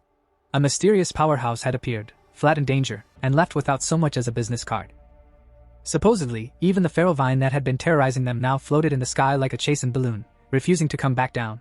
The vine scared like a chicken, the captain had said with reverence. And that man was a monster. Shaken, Lindy reached her apartment. She opened the door and found, surprise, surprise, our hero waiting with a smile as casual as if he'd just come back from buying dumplings. "You're back," he said warmly. But spotting her pale face, he asked, "You okay? You look like you just binge-watched a tragedy marathon." Lindy quickly fibbed. "Just tired from studying." The hero nodded. "Good effort. Should we order takeout?" She agreed and scurried to her room, closing the door like she was hiding state secrets. Collapsing on her bed, she muttered, "Breakthroughs are exhausting. Wielding the divine axe takes more mental power than cramming a semester's worth of physics overnight." She scrolled her phone. Because naturally, enlightenment and doom didn't stop anyone from checking notifications. That's when a new message from Yahello appeared. "If any trace of that powerhouse appears, notify me immediately." Lenny froze. Yahello never messaged. Carefully, she typed back, "Got it. By the way, do you think the person who saved us was the one from the Dark River Molten Dragon incident? And if so, why would he save us?" Her fingers hesitated, then hit send. Meanwhile, Cultivation news headlines popped up. "Breaking news, a tribute god returns. That slash pierced the sun. Heaven's light devoured in white blaze." Lin Yi's jaw dropped. If these reports were true, then her mysterious savior was less, senior, and more. Walking apocalypse. Meanwhile, outside, our hero had already hopped onto his trusty bicycle, yes, a cultivator's weapon of choice apparently, and pedaled off, scheming. Lin Yi's guard should be down now. She won't suspect me watching her. Next step, the desolation attribute. He mused as he rode, narrowly dodging pedestrians. The desolation attribute was plant-like yet sinister, corrosive even, basically the bad boy of attributes. Jamming it straight into his body might turn him into spiritual Swiss cheese, especially since it clashed with the thunder attribute. No, the best way is through something like that ghost vine. It evolved on its own when the spiritual energy revived. That's what birthed desolation. His eyes gleamed. He knew exactly where to go. With a grin, he shifted gears and sped through the streets like a delivery rider on a mission. Destination, the city's forest park. He strolled into the park grinning like a man about to pull off a magic trick. Leaning close, he whispered to himself, "Time to pick a plant that vibes with my spiritual energy. Come on, lucky green soulmate, show yourself." With a flourish, he unleashed his wood attribute aura. A soft green glow burst from him, spreading out like an eager spotlight. Instantly, flowers, shrubs, and even a couple of old trees leaned toward him as though he just announced he was handing out free snacks. The plants weren't just reacting, they were begging. Leaves trembled, petals quivered, and the grass even looked like it wanted to crawl closer. Our hero raised an eyebrow. "So this is how plants flirt back with spiritual energy? Bold move, Mother Nature." "But," he frowned. Still not enough. Determined to turn up the volume, he poured out more energy. And then, bam, a tiny wildflower in the grass began glowing brighter than the rest, pulsing like a disco ball at a spiritual rave. Curious, he crouched down. Could it be the chosen one? He stretched out a finger, gently touching the flower. To his surprise, the little blossom curled around his fingertip, clinging like a clingy puppy. Our hero blinked. "Wait, it's nuzzling me? This is a flower, not a golden retriever." The flower shivered happily, like it couldn't get enough of his aura. Stroking it gently, he whispered, "Out of this entire forest, you're the one who loves me most. Perfect candidate to carry the desolation attribute." He grinned. "I'm ready. Are you ready?" The flower bobbed up and down like it was saying, "Heck yes." Closing his eyes, he funneled energy into it. Ding! System notification, embed desolation attribute into this object? Yes. The moment his power flowed in, the flower lit up like a firecracker. Leaves sprouted, its size swelled, and a frightening aura spilled out, rolling over the garden like a toxic wave. The lush green paradise shriveled instantly. Trees wilted, bushes withered, and within seconds the whole place looked like it had been fast-forwarded straight into post-apocalypse mode. Our hero gawked. 3 seconds. It only took 3 seconds for this thing to drain the whole park? That's way too overbearing. This isn't a flower, it's a demon in disguise. Panicking, he lunged forward to yank the thing out of the soil. But just as quickly, he froze. Wait, if I keep this up, the Spirit Energy Association will be on me faster than loan sharks on payday. This is the city center. Of course it's crawling with surveillance. Still, he ripped it out anyway. Yet even rootless, the flower refused to chill. It kept absorbing energy from everything around like a toddler with an endless juice box. He stared in disbelief. Even without soil, it's still eating? Can it survive like this? But now its greed was oddly tender, like gentle sipping instead of crazed slurping. He smiled faintly, stroking its leaves. Unbelievable. Just a wildflower before, but now, after embedding an attribute, it's evolving. Like I've unlocked its Pokemon evolution stage. Then, flash. Blinding light flooded the area, and a siren wailed. Warning, warning, abnormal value exceeded. Warning. Our hero's grin froze. Crap. He clenched his jaw. They noticed. Time to run before I end up as Exhibit A in some research lab.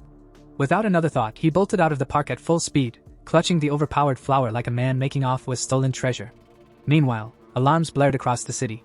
Inside the Reiki Plant Research Department, chaos erupted. Scientists spilled their coffee, slapped on their wristbands, and scrambled into protective suits. Abnormal values skyrocketing! One technician shouted. What the heck happened out there? The head researcher slammed the desk, voice booming. Seal the park immediately! Nobody enters. Nobody leaves! Within minutes, a whole squad in white hazmat suits was charging toward the scene. The moment they arrived, one of the researchers checked his instrument, and his face turned the color of spoiled tofu. This is terrifying, he stammered.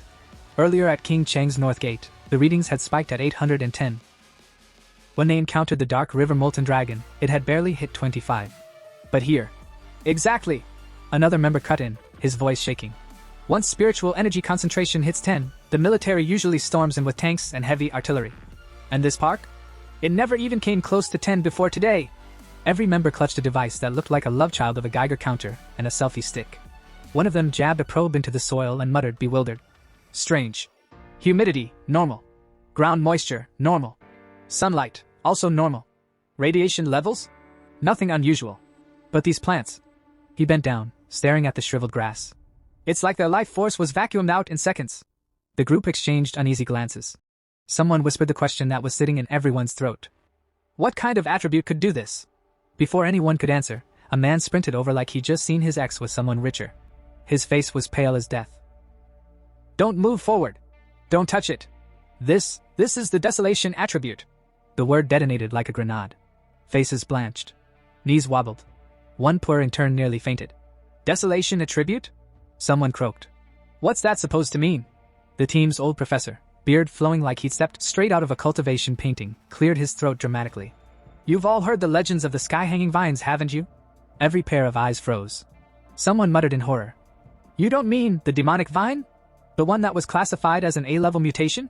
The professor nodded grimly. Yes. Because of its extreme danger, it was given A-rank status.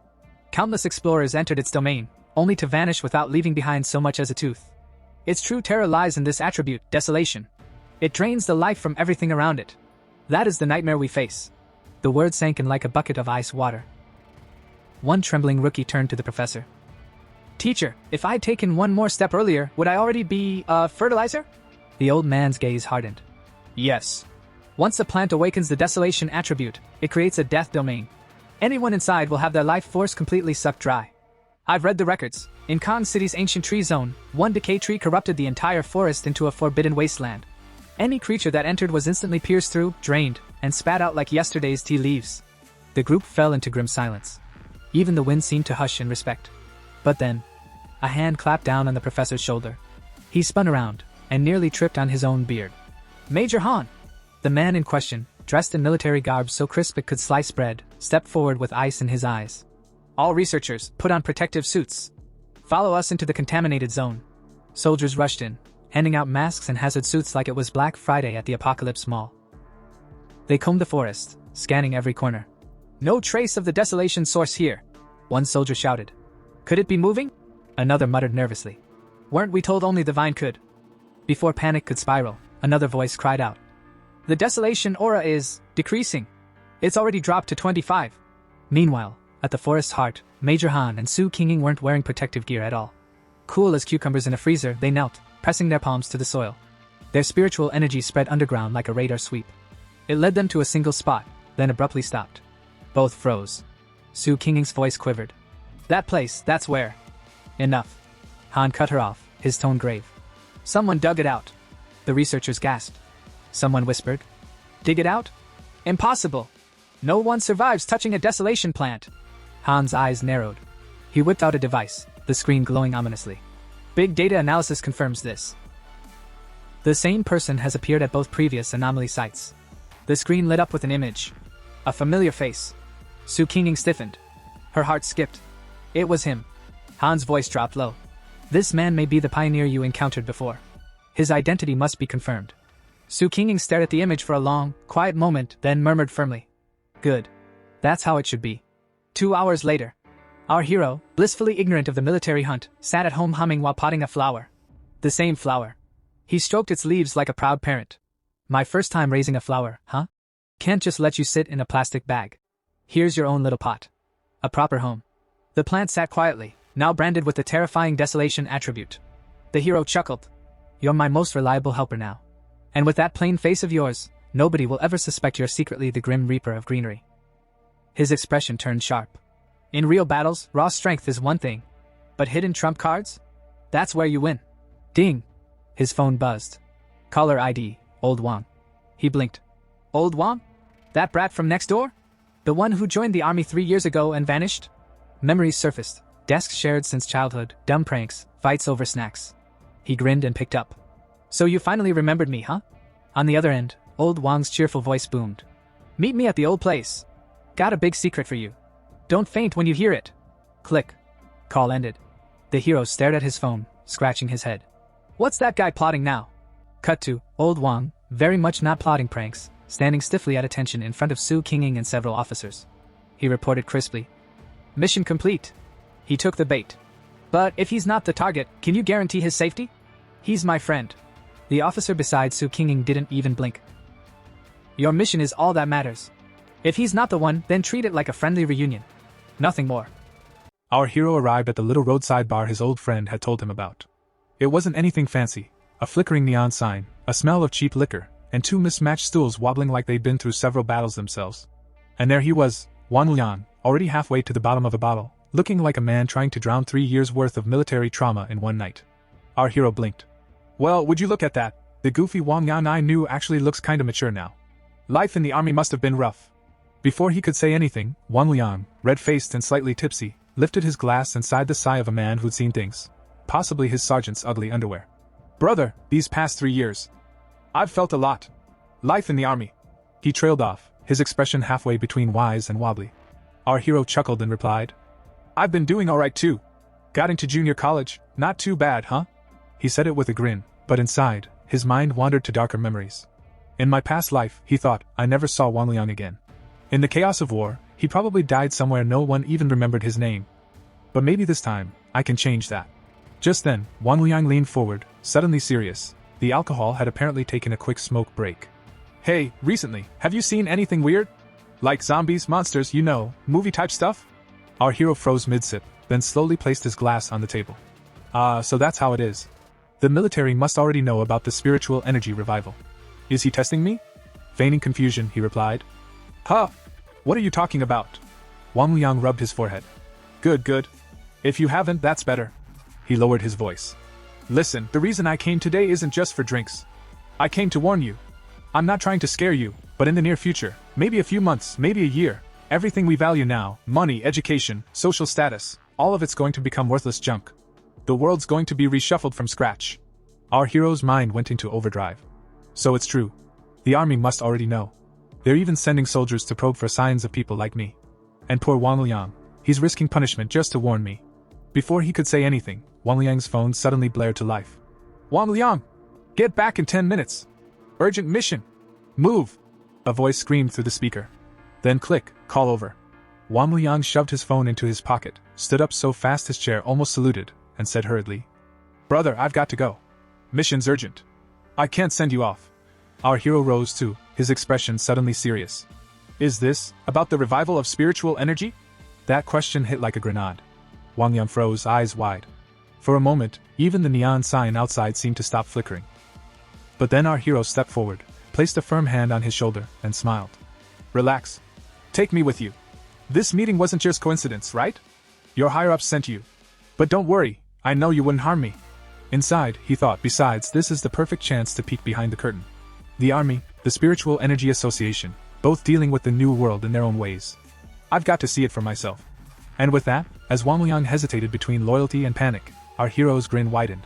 The world's changing again, and this time, I'm not sitting on the sidelines. The ride to Forbidden Zone 19 was anything but peaceful. The deeper they went, the heavier the air became, thick, humming, alive. Our hero couldn't help but frown. This spirit energy density, it's insane. It's thicker than a polluted field. You could practically chew the air. Wong Yang, as usual, strutted ahead like he was on a coffee run instead of entering a high-risk military zone. He flashed his ID card at the checkpoint. The soldiers guarding the gate straightened up instantly. Wong Yang, back from leave. Verification complete. They stepped aside. The moment the two crossed the threshold. Boom! The ground exploded beneath them. Smoke and dust shot into the sky like a volcanic sneeze. Alarms blared. Soldiers shouted. And when the smoke finally cleared, a monster stood in the middle of the chaos. A hulking beast, half flesh, half nightmare, glowing with dark red energy lines that pulsed like molten veins. Soldiers were already engaging it, firing bullets, hurling bursts of spirit power. The creature just roared, and its mouth fired a laser beam. Because apparently, physics had taken the day off. Our hero's eyes went wide. Wait, that's a fusion attribute. A calm yet commanding voice answered from behind him. Correct. Darkness and flame, a deadly combination. He turned to see Officer Jialan, the same woman who'd interrogated Wang Yang earlier. She was all cold authority, crisp uniform, ghost axe insignia gleaming, eyes sharper than a blade. Several soldiers have already been injured. She continued, her tone steady even as the ground trembled beneath them.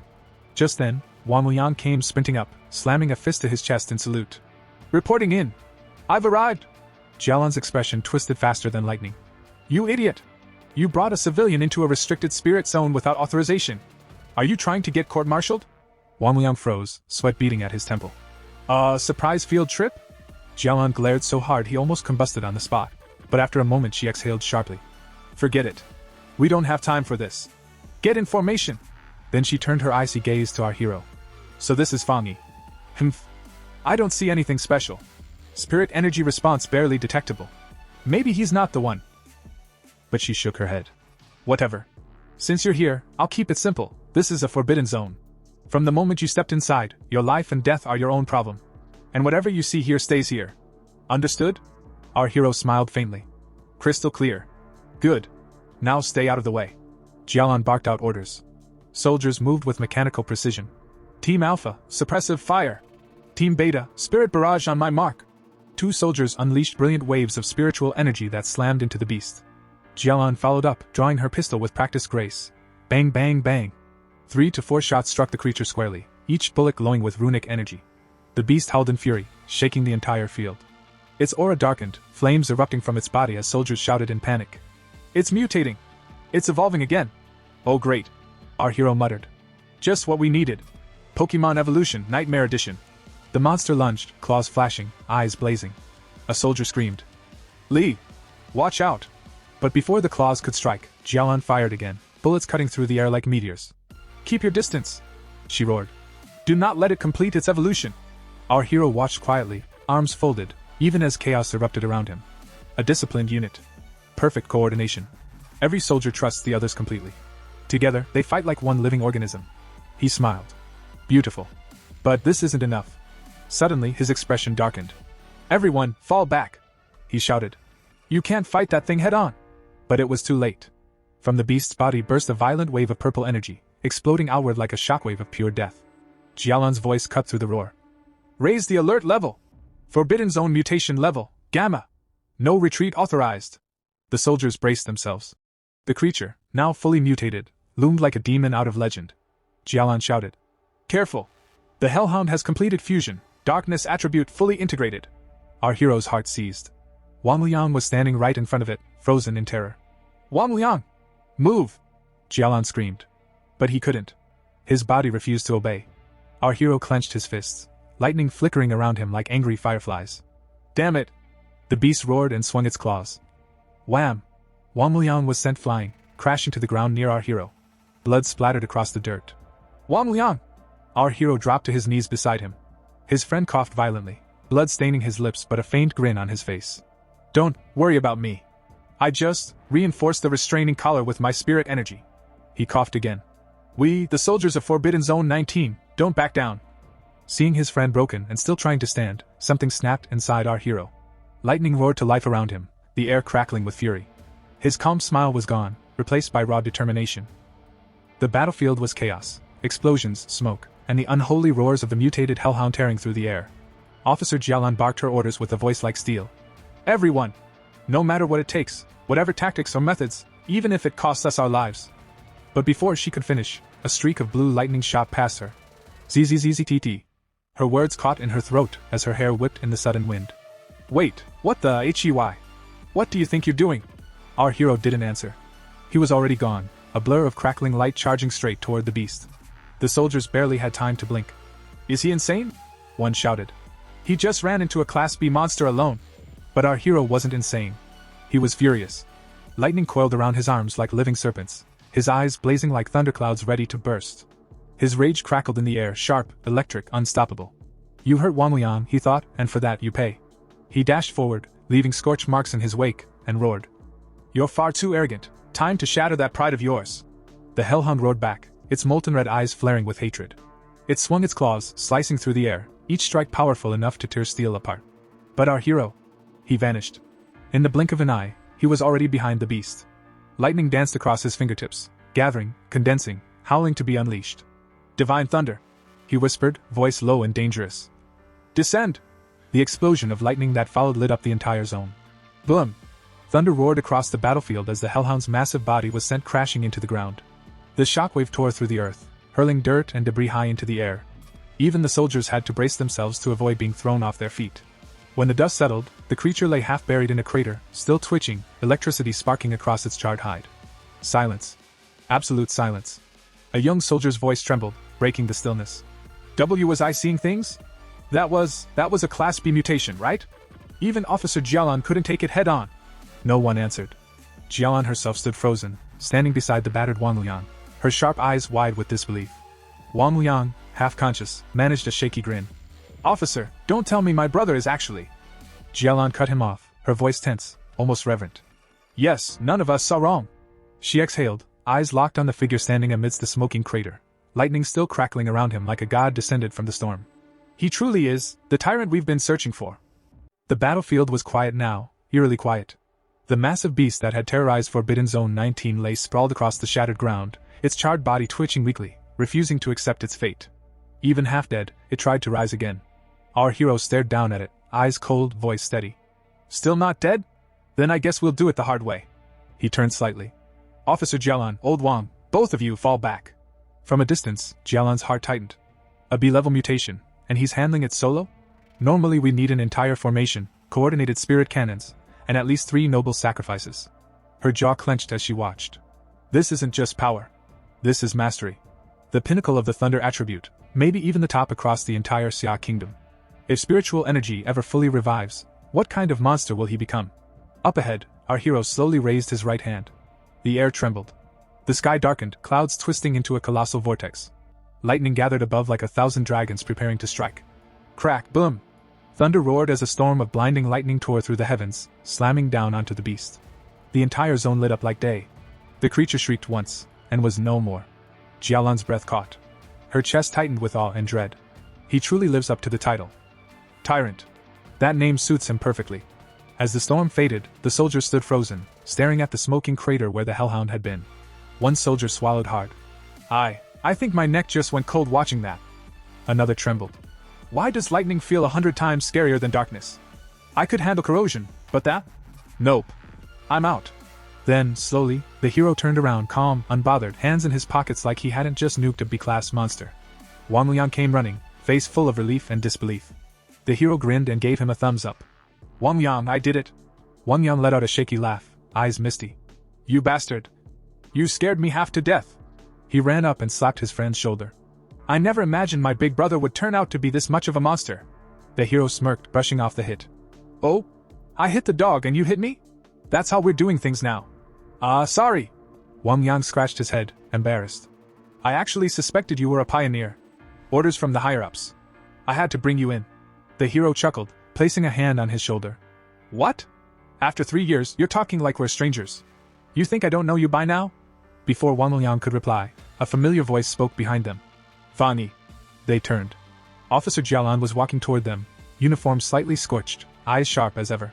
She extended a gloved hand toward him. Thank you, she said simply. For your help. He smiled and shook her hand. No need for thanks. Just think of it as saving a friend. She nodded slightly. Forgot to introduce myself earlier. I'm Jialan, commander in charge of Forbidden Zone 19. You didn't just save a friend, you saved the entire zone. Her tone softened just a fraction. I'd like to exchange contact information. I'll need to make a full report about this incident. Of course, he replied casually. Beside him, Wong Yang grinned so wide his face might split. Watching a senior officer salute his childhood friend, now that was something to brag about for the rest of his life. Jialan turned serious again. Fangi, your power surpasses most of the pioneers the army's ever recruited. Therefore, I sincerely invite you to join the Xia Kingdom's military. But, she hesitated. An invitation from a mere restricted zone guard might not be worthy of your level. Not worthy. Even as she said it, her thoughts swirled. He's only at the 3rd star of the ghost carving realm, yet he's already fighting beyond the spirit creation tier. How is that even possible? Our hero raised an eyebrow. So you're saying even you don't feel qualified to invite me? Jialan nodded firmly. Yes. And I'm not ashamed to admit it. We were only ordered to understand your situation, not involve you in this fight. But I believe the higher-ups will come for you personally soon enough. He smiled, his tone warm but teasing. It's not that serious. Actually, I really respect you all. Not everyone has the courage to risk their lives protecting others. I've never seen soldiers fighting up close before. And honestly, it moved me a little. Jialan's stern gaze softened. Thank you? He laughed lightly. So, if there's ever trouble in the future, feel free to call me. You protect civilians in peace. I'll protect you when things get messy. Deal? Then, with that mischievous glint in his eyes, he added. Of course, on one condition, no restrictions on my cultivation, and no one gets to boss me around. Jialan didn't argue. She simply nodded. Understood. Our hero stretched, glancing toward the smoking horizon. Well then, I should get going. Jialan returned his nod. All right. Wong Yang and I still need to process the hellhound's corpse. I'll have someone escort you back. As he walked away, the cool breeze brushing past his face, our hero's thoughts grew quiet. So that's the army's true role, stationed in these dangerous, energy-rich regions. Both to train in the densest spirit zones, and to stand between humanity and the chaos beyond. He smiled faintly to himself. Not bad. The world really is changing. Meanwhile, Jialan turned toward Wang Yang, her expression thoughtful yet grave. Your friend, she said quietly, can no longer be described as just not simple. What we saw today, that was only the tip of his iceberg. And even that fragment alone was enough to leave the rest of us far behind. Her eyes lingered on the battlefield's remnants, scorched earth, lingering sparks of thunder essence still crackling faintly in the air. To rise as such a powerful pioneer in so little time, that takes more than talent. It's fate, courage, and an iron will. He lacks none of them. Beside her, Wang Yang chuckled, his usual grin returning. Officer, in that case, can't we just increase our offer? If you don't think you're the right one to recruit him, then let me, his childhood friend, handle it. Jialan smirked and pressed her palm against the top of his head. All right, you brat. Less talking, more cleaning. Come help me handle the aftermath. Yes, ma'am. Wang Yang replied cheerfully, already rolling up his sleeves. That night, the story shifted to our hero's apartment. He sat cross-legged in the dimly lit room, lightning-shaped sigils faintly pulsing along his arms. His breathing was calm, but within, spiritual energy surged like a rising storm. He reflected silently. My identity may have been exposed, but I only revealed my thunder attribute. Judging from their reaction, that might not be a bad thing. If anything, I've confirmed something important. Thunder is rare. Perhaps even unique. And it directly restrains the darkness attribute, the military's greatest concern. They won't suppress me. No, they'll try to win me over. Influence, access, resources, all the paths to power will open. Now I understand the balance between the army and the Spirit Kai Association. The Night Watchers, blades hidden in the dark, are the nation's shield. The association, though, are the quiet hands that sweep the cities clean, ensuring civilians can live peacefully. Both are necessary. He paused, his gaze steady. The restricted zones, they're not just defenses. They're also gateways, signs that the world's spiritual energy is awakening again. The government is buying humanity time. Time to adapt. Time to survive. As he cultivated, the air around him began to tremble. Spiritual energy poured into his body in torrents, converging into his core. A bright current of lightning surged through his veins. He clenched his fists, feeling the explosive power building within. A grin tugged at his lips. As expected of a spiritually rich forbidden zone. Even after absorbing the desolation attribute, I wasn't close to breaking through. But now, I can feel it. My core is overflowing. The moment's here. Outside, the night sky suddenly lit up. Across town, Linny was strolling through the market, arms full of groceries, humming to herself. Why hasn't my cousin come back yet? If he had, I'd definitely make him try my cooking. But her words died on her lips as she looked up. A blinding pillar of light was shooting skyward from the direction of her cousin's apartment. Spiritual pressure washed over the streets like a tidal wave, shaking the very air. Her eyes widened. That aura, someone's ascending! The realm of ghost carving, no, wait, this power. A thunderous boom echoed across the city. A colossal golden axe of pure energy tore through the clouds above the apartment, gleaming like a divine weapon. Gasps spread through the crowd as everyone turned toward the spectacle, shielding their eyes from the blinding glow. Linny stood frozen, heart pounding. It moved. The spiritual projection itself moved. Wait, that's not the ghost axe realm. This energy, it's the spirit creation realm. Her voice trembled with disbelief. To think, such a powerful pioneer was living right next to me this whole time. At that very moment, deep within the Xia Kingdom's military command center, alarms erupted in unison. Warning! Warning! Abnormal energy reading detected. Fluctuation levels, 99. Repeat, abnormal value has reached 99. Red lights flashed across every screen as holographic maps of the city lit up with pulsing crimson zones. Magnetic field detected, 5 kilometers southeast of the city, shouted a technician. The high-ranking officer stared in disbelief. What's going on down there? Barked one of the commanders. No one had an answer. The entire control room was a storm of movement, officers relaying data, soldiers shouting coordinates, analysts frantically trying to stabilize the readings. Elsewhere, at a nearby command post, Su King, leader of the observation corps, slammed her hands on the console. Such an overwhelming fluctuation! How could something this powerful have escaped detection? Her eyes darted over the glowing data streams. These readings, they're strong enough to wipe out an entire city. The atmosphere grew heavy. Across every military base, chatter filled the air. One officer stared at the map, voice trembling. Could this be the birth of a new spirit creation realm pioneer? Another muttered darkly. Or the prelude to a catastrophic disaster. Inside the chaos, a senior officer seized his communicator and shouted. Request reinforcements from headquarters immediately. Mobilize all advanced resources and weapon systems, everything except weapons of mass destruction. Before the order could even echo away, a soldier burst through the command room doors, panting. Major Han! The alert's been lifted. Everyone turned toward him at once. What? Han demanded. The soldier straightened, saluting sharply. The source of the anomaly has been confirmed. It's not a threat. A pioneer has just broken through to the spirit creation realm. A stunned silence swept through the room. The tension bled away, replaced by quiet awe. Back in the city, within his apartment, our hero slowly opened his eyes. Electric blue sparks flickered across his fingertips. The oppressive energy that had once filled the air faded into stillness. He had done it. He had stepped into the spirit creation realm, 1 star. As the lingering light faded, he exhaled, shoulders relaxing. Ha, so this is the spirit creation realm. Other than feeling lighter, it doesn't seem like much has changed. His expression softened with a wry smile as he picked up his phone. Notifications filled his screen, reports of abnormal energy surges, military alerts, and countless chat messages from the organization's network. Among them, a familiar name caught his eye. Lin Yi. She'd been posting in their group chat, her tone anxious. He scrolled through the messages, thinking to himself. Wong Yang was right. This is exactly why I've stayed cautious, both of the military and the Spirit Kai Association. Too much attention only brings trouble. That's why I've kept my Solar Flame attribute and the Scarlet Fire Sword technique hidden. He typed a short reply. Don't worry. I'll handle it. I still have a trump card left. It was signed simply, Fong. Just then, the door creaked open. Linny stepped in, carrying a food container. I'm back, she said brightly. Cousin, have you eaten? I brought you something. He looked up briefly from his phone. All right, just leave it there. I'll eat later. Linny sighed softly, setting the food on his desk.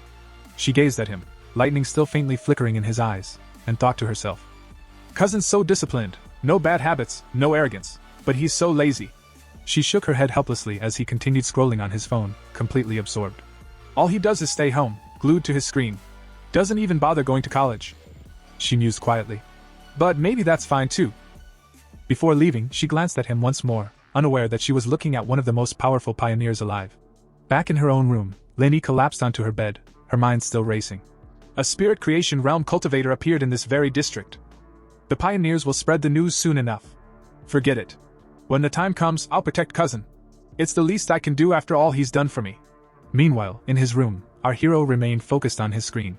He was studying new abnormal activity reports, all recent, all fire-related. Last time it was high temperatures. He muttered. This time, it's a fire again. Solar attribute confirmed. He tapped a video attachment. Flames erupted across the screen, consuming a playground in seconds. The trees, the flower beds, all reduced to ash. The area's sealed off already. He noted. The video cuts off too fast, but this fire's far stronger than the one at the north gate. His eyes narrowed, lightning flashing faintly within them. If this solar attribute really is different, I need to see it for myself. He picked up his communicator, expression sharpening. But first, I'll have to contact her. The next morning, Qingxiang University looked less like a campus and more like a crime scene from a blockbuster movie. Media vans clogged the streets. Reporters swarmed the gates like hungry pigeons. Soldiers stood stiff and stoic, blocking entry with expressions that clearly said, "Don't even think about it." Whispers buzzed through the crowd. "Hey, I heard the university caught fire and no one can put it out," one reporter asked a soldier. His colleague leaned forward eagerly. "Were there any casualties? Why hasn't this been on the news? A whole university burning is kind of important." Nearby students argued passionately. "Is it safe for us to even be here?" "Safe? Brother, even the grass inside is probably on life support. I told them to ban flammable materials on campus. No one listened." And then, the crowd fell silent. A soldier at the gate stiffened, saluted, and swung the gate wide open. Because Jialan walked in. Beside her walked our hero. Instantly, jaws dropped. Who are they? They look important. Why can't we go in, but that random guy can walk in like he owns the place? As the doors opened, the blazing inferno inside came into view. A swirling sea of golden flames devouring everything in its path. Our hero stared at the fire, eyes wide. Burning like this. Is this a fire from heaven? Jialan nodded, completely calm as if they were discussing the weather. Yes. That's the official classification. Appears without warning, impossible to extinguish, and it only stops once it's consumed whatever it desires. Very poetic, very deadly. Then she looked at him. Fangi, I need to meet the principal. Will you wait here or come with me? I'll stay here, he replied. Jialan gave him a meaningful look. Be careful. We'll regroup later. And with that, she left. The area was deserted, cordoned off with barricades and warning signs. Our hero crouched, touching the scorched ground. Cold. Completely cold. No lingering energy, no remnants of heavenly fire chi. I thought I might be able to collect some. Too optimistic. Just then, a startled voice rang out. Fangi? Is that really you? He turned. Chu Qingli. Beside her stood her friend, a girl with glasses, a pointed chin, and the personality of a malfunctioning loudspeaker. She jabbed a finger at him instantly. Hey, is that him? The ex-boyfriend you told me about? The guy who only made it into a community college? She burst out laughing, slapping Chu Qingli's shoulder like she was trying to dislocate it. Brother, I understand now. You still have feelings for Qingli, don't you? But please, look at reality. Look at yourself. Do you honestly think you stand a chance? Our hero blinked slowly. Lingering feelings? For her? More students gathered, sniffing drama like sharks sensing blood. Isn't that Chu Qingli? Who's that dude with her? Probably another desperate admirer. He doesn't even look like he's from our school. Security needs to do their job. Why are random people just walking in? The glasses girl marched right up to him, finger practically touching his nose. Qingli is our university's goddess. Defending angel. Campus belle. Whatever you people call it. She has suitors lined up from the gate to the cafeteria, all better than you. So leave. This place isn't for you. She huffed, eyes narrowing suspiciously. And we're under lockdown. So how did you get in? If you can't explain yourself, I'll report you to security. Chu Qingli looked conflicted. Didn't he swear he'd never regret breaking up? Then why is he here? Is he chasing me again? Before the drama could escalate, Jialan returned. Her presence hit the crowd like a pressure wave. Students fell silent. Even the loudspeaker girl's fingers slowly drifted downward like a defeated antenna. Jialan raised an eyebrow. Fangi, are these your friends? He shook his head calmly. No. Just high school classmates. Not friends. Jialan nodded, a faint smile playing at her lips. Ah. I see. Just classmates, not friends. She then turned her gaze to Chu Qingli and the glasses girl. Her expression became ice. The two girls froze instantly. One thought flashed in both their minds. This woman, who is she? Why is she speaking so casually with Fangi? Then Jialan stepped beside him. I finished speaking to the principal. The situation with the heavenly fire is far more complicated than expected. He wants us to investigate the exact point where the fire first emerged. She looked at Fangi seriously. And since your current identity is that of a specially invited military consultant, you'll need to accompany us. Fangi nodded. No problem. Just then, a thunderous command echoed from behind them. Everyone step back. During the fire lockdown, no one is allowed anywhere near the playground. The firm voice cut through the noise. The crowd instinctively turned, and froze. Standing there was the university principal himself. A wave of gasps rippled through the students. Chu Qingli's pupils shrank, her face stiffening as disbelief flooded her mind. The principal, here? They say he's busier than a dragon, seen once in a lifetime. Even vice principals struggle to meet him. And he never smiles. Ever. Her gaze flicked unconsciously to Jialan and Fangi. Could it be? Did he come because of them? Beside her, the girl with glasses curled her lips into a smug grin and whispered. Heh. The principal actually showed up. Maybe he's here to arrest those two intruders. But the next second, the principal walked straight past everyone. Straight toward Fangi. He stopped in front of him, extended his hand, and smiled.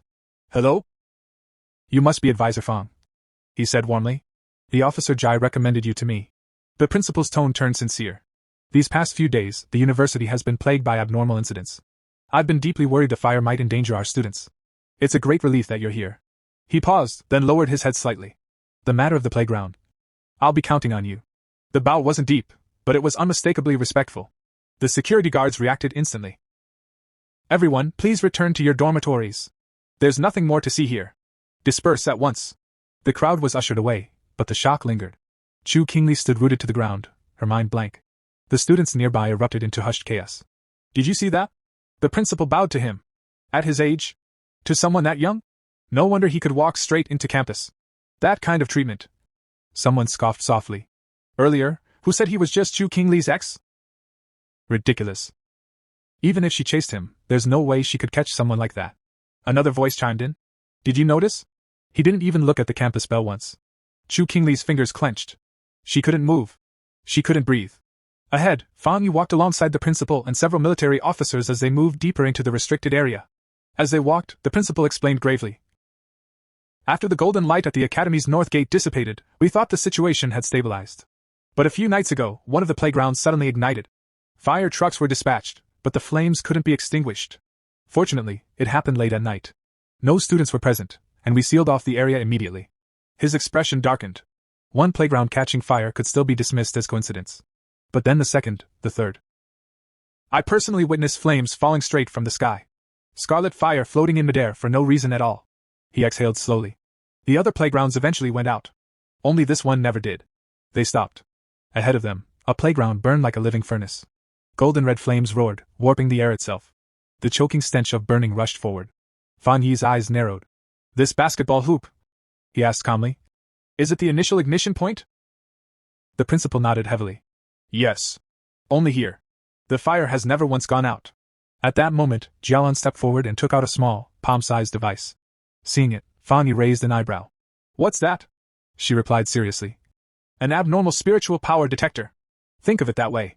If the threshold exceeds 10, ordinary people must be kept away. Human life is fragile. For normal civilians, anything above that level is already a natural disaster." The device beeped.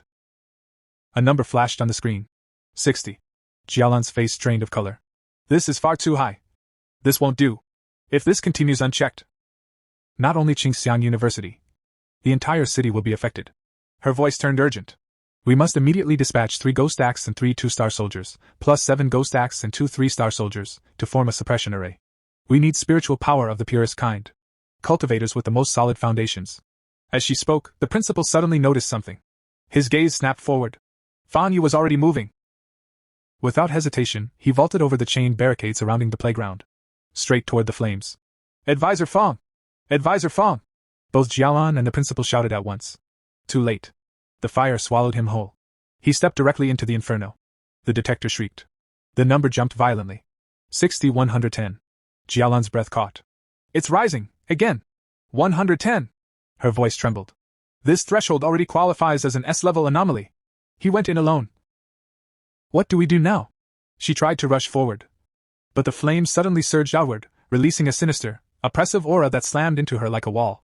She was forced back. Jialan stared ahead, horrified. How could he dare enter alone? Even the strongest war king of the restricted zone wouldn't attempt this so recklessly. Meanwhile, Fan Yi advanced steadily into the heart of the blazing inferno, walking straight toward the very center where the fire was erupting. With every step forward, waves of scorching heat crashed against him. As he moved, his thoughts remained calm and precise. "Last time, the Yang attribute shielded me from lightning. Naturally, this heavenly fire can be blocked as well. But while the attribute protects my body, I still can't directly touch the source flame. Nor can I activate techniques within its core influence. That means I must get as close as possible, first." Just as he reached the central zone, the flames suddenly twisted. Fire surged upward, condensing violently into the shape of a dragon. With a deafening roar, it lunged straight at him. Fan Yi's eyes sharpened. He raised one hand and pressed forward, forcibly resisting the raging energy. The moment contact was made, a system notification flashed before his eyes. Detected intense Skyfire attribute fluctuation. Fan Yi laughed. "Worthy of being Skyfire," he said calmly. Even more violent than the desolate force of death. His gaze hardened. But no matter what, I'm absorbing you. Veins stood out on his forehead as pressure mounted, his body clearly under strain. Then, another notification appeared. Ultimate calculation blade initializing. Compilation in progress. Compilation successful. A smile curved at the corner of his lips. Immediately afterward, a third notification surfaced. You have obtained Skyfire Attribute Technique. 9 Dragon Skyfire Sealing Technique. 9 Dragons Descend. Skyfire eradicates evil and seals all demons. In that instant, Fangi fully acquired the Skyfire attribute. Power surged upward from his core, erupting toward the heavens. Another message appeared. 9 Dragon Skyfire Sealing Technique. Boom. 9 chain-like constructs burst from his back. They shot outward like divine restraints, instantly binding the dragon-shaped flames. Moments ago, the inferno had been raging uncontrollably. Now, it was completely ensnared. Outside the playground, both the principal and Jialan witnessed the scene. Their expressions changed instantly. That aura! Jialan whispered in shock. It's the breath of seal, but the sealing aura is almost identical. Within the inferno, Fangi tightened the chains. The flames screamed. The vast sea of fire began collapsing inward, compressing rapidly. In moments, the dragon-shaped inferno shrank into a small, trembling cluster. Finally, Fangi reached out and grasped it in his hand. The fire was sealed. Silence descended. The playground that had been engulfed in hellish flames just moments ago now lay calm and eerily normal. The principal immediately stepped forward. Fangi looked at him and said firmly, I've temporarily sealed the Skyfire here. Do not unseal this playground. Do not rebuild it. And do not allow anyone to approach. As long as it remains sealed, the Skyfire won't spread. The principal nodded solemnly. Rest assured. The playground will remain sealed. After all, he added with a faint smile, the academy has more than one playground. Jialan said nothing. She simply watched Fangi, her gaze sharp and unreadable. With a faint smile, Fangi remarked, King Bei really is extravagant. 7 or 8 playgrounds in total. The principal laughed. Advisor Fang, you're truly humorous. If you ever need anything. Before he could finish, Jialan stepped forward. Principal, I need a moment with Advisor Fang. The principal chuckled. Of course. I won't disturb you. With that, he took his leave. Jialan moved closer, her voice low but keen. Fang. You've been hiding very deeply. Fangi smiled lightly. It was troublesome. Skyfire isn't easy to deal with. Her expression turned serious. Stop pretending. I'm talking about your talent. Your realm. She sighed softly. Forget it. Every pioneer has secrets, especially someone as strong as you. I don't have the right to demand anything from you. She continued. But I hope you'll listen to what I'm about to say. Fangi nodded calmly. At this critical turning point, Xia Nation desperately needs top-tier talents like you. Jialan said solemnly. When spiritual energy fully revives, someone like you will be the equivalent of nuclear deterrence today. Whether it's the military restricted zones or the Spiritual Energy Association, everyone will fight to recruit you. And foreign powers will do the same, offering unimaginable conditions. She met his gaze. I won't deny my own intentions. If you join the military, our restricted zones gain another pillar. That's why I suggest you start thinking about it now. When the time comes, don't let yourself be caught unprepared. Fangi asked curiously. Then why didn't you or Wang Liang try to pull me into your restricted zones? Why even say I wasn't worthy? Jialan sighed. Because there's a legendary military district. They are monstrous. That's why I thought you'd be more interested in them. Fangi smiled faintly. So there's an even higher level. Jialan nodded. Yes. Though I've never met them myself. I've only heard they've been extremely busy lately. Fangi fell silent. If even the strongest military force in Xia Nation is overwhelmed, then the anomalies they're facing must be terrifying. Jialan spoke again. Enough. Come on. The principal wants to treat us to a meal at King Chan University's cafeteria. As Fangi followed her, his thoughts grew heavier. If they're struggling too, then the threats out there are far beyond what most pioneers can handle. And from Jialan's tone, there are others at the spirit creation realm, perhaps even stronger than me. The revival of spiritual energy is accelerating. My preparations still aren't enough. His gaze lowered to his palm. Skyfire, chaotic, unrestrained, burning endlessly. The perfect weapon against proliferating anomalies. A spark ignited in his eyes. Yes. This is the ideal match for my Crimson Flame Blade technique. Enchantments that amplified destruction. The more, the better. Fangi advanced toward the back mountain, his massive blade resting in his hand. He stopped just behind a weathered warning sign planted at the foot of the peak. Dangerous mountain beyond this point. Entry strictly prohibited. His eyes narrowed. No abnormal activity detected here, yet the area has been sealed. The military wouldn't have reacted this quickly. Which means His thoughts sharpened. Only someone who knows this is where I train and experiment would block it off. The Spirit Association. A faint smile tugged at his lips. Did they give me this land to experiment freely? If that's the case, accepting their offer might not be a bad idea. Suddenly, his expression changed. He felt it. Something was behind him. Wait. Even trash has managed to sneak into the back mountain. An aura brushed against his senses. Cold. Foul. This presence. It's the same one I encountered at the factory, just weaker. High above, perched casually on a tree branch, sat a monkey-like monster, its crimson eyes watching him with unsettling intelligence. Fangi slowly raised his blade. Flames began to coil along its edge. So, he murmured, you've learned to assess enemy strength before attacking. He lifted his gaze. Then watched carefully. A system notification appeared before him. Heavenly Fire, also known as Upper Flame. Attribute, Light. Nature, Righteous, Destructive, Eternal. Primary use. Slaying wicked entities. Do you wish to infuse Heavenly Fire into the Tang Blade? Yes/no. Fangi selected yes without hesitation. The Heavenly Fire ignited instantly. Unquenchable. Relentless. Flames engulfed his eyes, reflecting a blazing gold-red glow. He smiled faintly. Let's test this sword on you. He swung. The blade howled. From the arc of the strike, 2 fire dragons erupted, pure heavenly fire given form. They roared as they surged forward. The monkey monster shrieked in terror. Barely escaping death, it leapt frantically from tree to tree, fleeing deeper into the forest. The ground behind it erupted into flames. Fangi watched calmly. Excellent, he examined his blade. This firepower is at least twice as strong, no, far stronger than the original Crimson Flame blade. And most importantly, he flexed his fingers. This energy doesn't affect me at all. The air around him suddenly grew icy. The forest fell unnaturally silent. No other monsters revealed themselves. Fangi narrowed his eyes. So where did that trash run off to? He stepped forward. Let's hunt it down. Meanwhile, high up in the mountains, a girl was live streaming. She laughed nervously into her phone. Guys, I swear I'm not a scammer, okay? I've been lucky since I was a kid. This is literally my first day streaming, and content just keeps finding me. As she spoke, a shadow loomed behind her. The monkey monster dropped silently from the trees. Her phone slipped from her hand and hit the ground. The live stream didn't stop. The monster grabbed her. The camera tilted, capturing everything. The chat exploded. Streamer? What was that? Did she just see a ghost?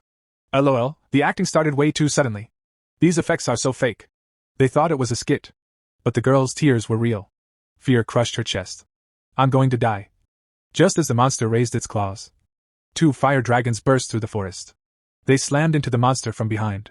With a shrill scream, it released the girl and fled. The chat froze. Then exploded. What the hell? Was that a fire dragon? Bro, this CGI is insane. The live stream view count skyrocketed. Shaking, the girl scrambled to her feet, grabbed her phone, and aimed it at the flames. Through the roaring inferno, she saw a figure, standing calmly within the fire. Sword in hand. To her, it looked as though a god had descended. An immortal walking through flames. The image streamed live across the world. The chat went insane. Blade lunge, instant light cuts through fire. An immortal descended to save people. Fire?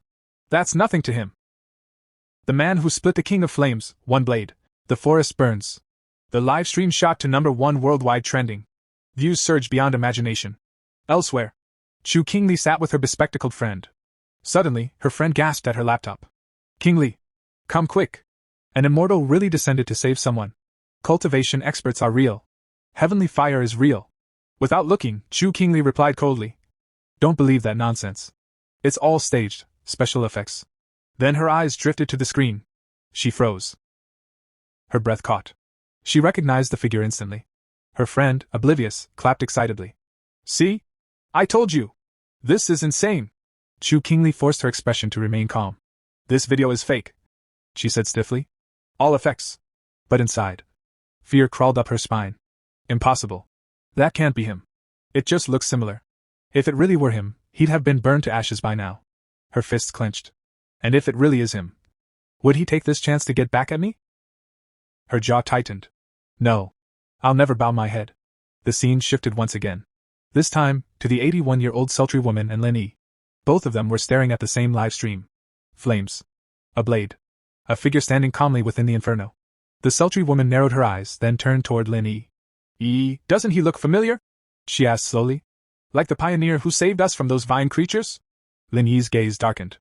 I was thinking the same thing, she replied seriously. And recently, I found out that a top-tier expert who broke through to the spirit creation realm lives near my place. She paused, then added quietly. Could they be the same person? The live stream played endlessly across screens everywhere. In another place, a young girl leaned toward the boy beside her, eyes shining. Old lie, don't you think that's Fong? She whispered. He looks even stronger now. The boy swallowed hard and nodded. Damn right. That blade swing. It's exactly the same. He grinned with all. We really latched onto a monster-level big shot. The narrative shifted again. Inside the Spirit Association headquarters, a heavy silence filled the hall. Several seniors sat gathered around a long table, expressions grim. The city's crisis is drawing closer, one elder said slowly. And our pioneers are severely understaffed. Others nodded, voices overlapping with concern. Then another senior spoke. I heard the military already held in-depth talks with Fangi. At that, Su Qinging immediately spoke up, her tone firm. I trust him, she said without hesitation. He'll definitely help us. Nearby, Jilon leaned back in her chair, murmuring with a mix of awe and disbelief. To reach the spirit creation realm in such a short time. She exhaled. What kind of monster is he? Even anomalies tremble before him. And how many high-level attributes does he even have? At the main seat, Han leaned forward, fingers interlocked. 3, he said calmly. Maybe more than 3. He straightened, his voice steady and decisive. With potential like that, our current threats are nothing more than clown antics. Recruiting him is the only logical choice. Jilon looked up sharply. You mean, the higher-ups plan to approach him personally? Han nodded, but his expression remained cold. Yes. But they're not quite ready to lower themselves yet. After all, every top pioneer before Fangi had risen from within the military. Standing up, Han continued as he walked away. Let's see what he lacks. New weapon prototypes. Specialized training environments. All of it can be provided. He paused. And handled the live stream. Every copy. Every trace. Su Qinging lowered her eyes slightly. The entire Spirit Kai circle of Xia Nation is already focused on him. Jilon, meanwhile, smiled faintly. That kid! He really makes you look forward to what he'll do next. The scene shifted again. Inside a hospital room, a badly injured man lay unconscious on the bed. Beside him sat a young woman, holding his hand gently. Teacher, she whispered softly. Xia Nation has a new hope. With someone this powerful appearing. She smiled faintly. Your chances of waking up have improved again. One day passed. Morning sunlight filtered into Fang Yi's apartment. He sat at the table, eating breakfast, his thoughts still tangled in yesterday's chaos. That live stream. Who would have thought a streamer would sneak into the back mountain just for clout? What guts. And yet, the video had vanished completely. The live stream. The reposts. Every trace erased. Military, or the Spirit Association. He muttered. Then his eyes flicked toward the door. Wait. Lenny didn't come back last night. She didn't even send a message. His brow furrowed. Even if it was a mission. He grabbed his phone and tried calling her. No connection. Again. Nothing. Outside the service area. His expression darkened instantly. That girl wouldn't be this careless. Unease crept into his chest. This is bad. He stood up sharply. I need to find her, now. The scene shifted again. Deep within the forest. Lin Yi and the 81-year-old sultry woman were trapped. Blood stained their clothes. Their breaths were shallow. Trembling, Lin Yi asked quietly. 81, how long have we been stuck here? The sultry woman shook her head weakly. About 10 hours. I've lost track. Her voice cracked. I'm sorry. I dragged you into this. At first, I thought it was just an ordinary shadow wraith. Lin Yi shook her head firmly. No more apologies. Her gaze hardened. In the end, I'm still not strong enough. She steadied her breathing. Stay alert. Conserve energy. Her thoughts drifted unconsciously. Back to that day. Standing on the street. Looking up into the sky. Watching his breakthrough. That overwhelming presence. That power. If only I were that strong. But before the thought could finish, danger crept closer. A presence loomed behind them. Silent. Predatory. The monster appeared. The moment it saw them, it raised its claws. Lin Yi sensed it instantly. Behind us! She turned sharply. A laser-like beam burst from her hands, slicing through the darkness. One head fell. But then, they saw the truth. The creature's body was covered in heads. Twisted. Fused together. As if countless corpses had been stitched into one. The monster collapsed briefly. The sultry woman trembled. These, she whispered. Are these the people who got trapped here? Lin Yi's expression turned grave. They're no longer human. They've become abnormal walking corpses. She clenched her fists. It's playing with us. It wants to drag us down with it. The severed head dissolved into black fog. The sultry woman's voice grew heavy. Not only are our attacks ineffective, our spiritual energy is being drained rapidly. She looked around in despair. We don't even know where the real body is. It's waiting for us to exhaust ourselves. And then, her voice trembled, toying with us like rats. Black fog churned in all directions, sealing off the forest like a living prison. It swallowed sound, light, and distance alike. Within it, the monster could not be seen clearly, only felt, making it seem utterly invincible. Lin Yi and the 81-year-old sultry woman stood back to back, breathing heavily. Their nerves were stretched to the limit. Neither of them knew how to fight something they couldn't even properly perceive. Then, a red, circular eye opened within the fog. The moment it appeared, it began releasing bubbles that looked like coagulated blood. As they drifted outward, the bubbles burst one by one, transforming into countless tiny, liquid-like eyes that floated in the air, staring at them from every direction. Go to hell, damn creature! The sultry woman screamed, unleashing her attack in rage. Lin Yi's expression changed sharply. It's losing patience. Don't get careless! But the warning came too late. Behind Lin Yi, within the fog, a gigantic eye silently opened. In an instant, she felt it. Countless gazes locked onto her. Her vision warped. Reality fractured. Hallucinations flooded her mind, drowning out all other sensations. A bone-deep terror seized her heart, as if death itself had already decided her fate. From the fog, numerous blackened hands stretched outward, grabbing at her limbs, dragging her down into the darkness. I can't hear 81 anymore, Lin Yi thought hazily. So this is how it ends? Regret washed over her. I was too reckless, too confident. I thought the two of us could handle this mission alone. But the path of cultivation had always been cruel. She had known this day might come, disappearing in some nameless corner of the world. I wonder, what will the world look like after this? What role will the hidden pioneers play as spiritual revival surges forward? She would never see it. Her eyelids slowly grew heavy. She tried to lift her hand, but her body no longer obeyed. Then, boom! Lightning tore through the darkness. A blinding bolt ripped the fog apart, its radiance shredding the black mist like paper. From within the lightning, a figure emerged. Our hero stood there, smiling faintly as he looked down at her. You almost slipped right out of my hands, he said with a laugh. Lin Yi's eyes widened in shock. At that moment, he was already right in front of her. He stepped forward and slammed his lightning-charged hand into the ground. Crack! A devastating surge of lightning exploded outward, annihilating the fog in a single strike. Lin Yi stared at him, stunned. My cousin. He saved me. This wasn't an ordinary person. But before she could process it, the monster reformed. Its grotesque body of countless eyes and dark energy lunging toward him. Be careful! Lin Yi shouted desperately. The abnormal's true body is on your right rear side. Our hero merely chuckled. He drew his sword. Perfect, he said calmly. Let's see how heavenly fire handles darkness. With a single swing, flames erupted, condensing into a roaring fire dragon. The blazing dragon crashed into the monster. Roar! Darkness screamed as it burned. Fire engulfed the forest, purging the black fog completely until nothing remained. The abnormal was erased. Not long after, the sultry woman groaned and slowly regained consciousness. She muttered weakly. Are we already dead? Then her eyes flew open. She stared at the sea of flames around them. Holy crap! What is this inferno? She screamed. Did we fall into hell with the abnormal? Calm down, Lin Yi said quickly. Look carefully, we're still alive.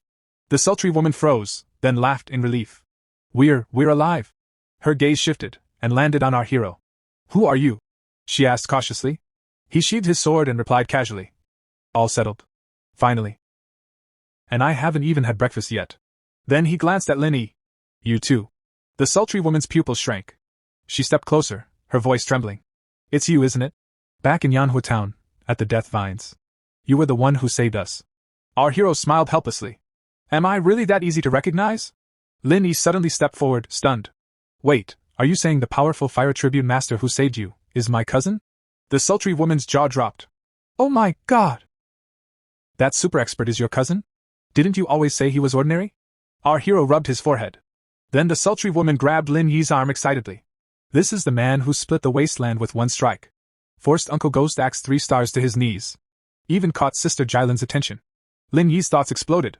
Fire attribute, lightning attribute, both at terrifying levels. Could he be a dual attribute genius? Wait. Could the spirit creation master in our district actually be him? Our hero cut in. All right, enough. I have a question. He looked at them seriously. You know a dark attribute abnormal can't be handled like a normal one. So why did only the two of you come? Where are your teammates? The sultry woman sighed. Wu Mao fell seriously ill. His family locked him down. Uncle had a harder mission. The rest, we don't always act together. Linny added quietly. This time was my mistake. I thought breaking through to Ghost Axe 3 stars would be enough. Our hero nodded thoughtfully. This team won't last much longer. He looked at Linny. Back then, 81 wasn't satisfied with her teammates. Yet now she defends them. That's loyalty. And you've already sensed what's coming. He paused. Since you both know who I am and I trust you, how about we form a team? But this stays secret. The sultry woman's face lit up. Really? Of course. My lips are sealed. Linny smiled warmly. Thank you, cousin. Tonight I'll cook 2 extra dishes. Just then, her phone buzzed. Sister Gallon messaged me. Extreme Dark Zone mission notification. Collect required items. Dark attribute related. Think carefully before applying. Linny explained. The extreme dark zone lies within Xia Nation's forbidden dark borderlands. The dark attribute there is overwhelming. Even the government hasn't fully explored it. Our hero's expression turned solemn. Then we should try. Ask her what the objective is. 81 scoffed. Sister Gallon never explains. Another message arrived. Objective, withered bloom flower. Reward significantly increased. Danger extremely high. Team required. Then one final message appeared. This mission may involve an S-class abnormal. Death rate extremely high. Only register with strong, reliable pioneers. The story briefly shifted to Gallon. She was walking alongside several military personnel, her expression calm as she typed messages into her communicator. As her fingers moved, she murmured softly to herself. That's enough. A faint smile flickered across her lips. Now let's see whether he chooses to come. Back on the other end, our hero raised an eyebrow as he read the message. Strong and reliable pioneers. That's pretty direct. He muttered. It almost sounded like a provocation. I know you. I know someone like you would be interested. Do you dare to come? He turned toward Linny and laughed lightly. Cousin, looks like she's pointing straight at me. A spark lit up in his eyes. Interesting. This extreme dark zone. He grinned. I definitely want to take a trip there. Elsewhere, Jylon was typing when 2 young women, clearly her escorts, stepped closer behind her. Sister Jylon? One of them began carefully. Their team. Before she could finish, Jylon raised a hand, stopping her cold.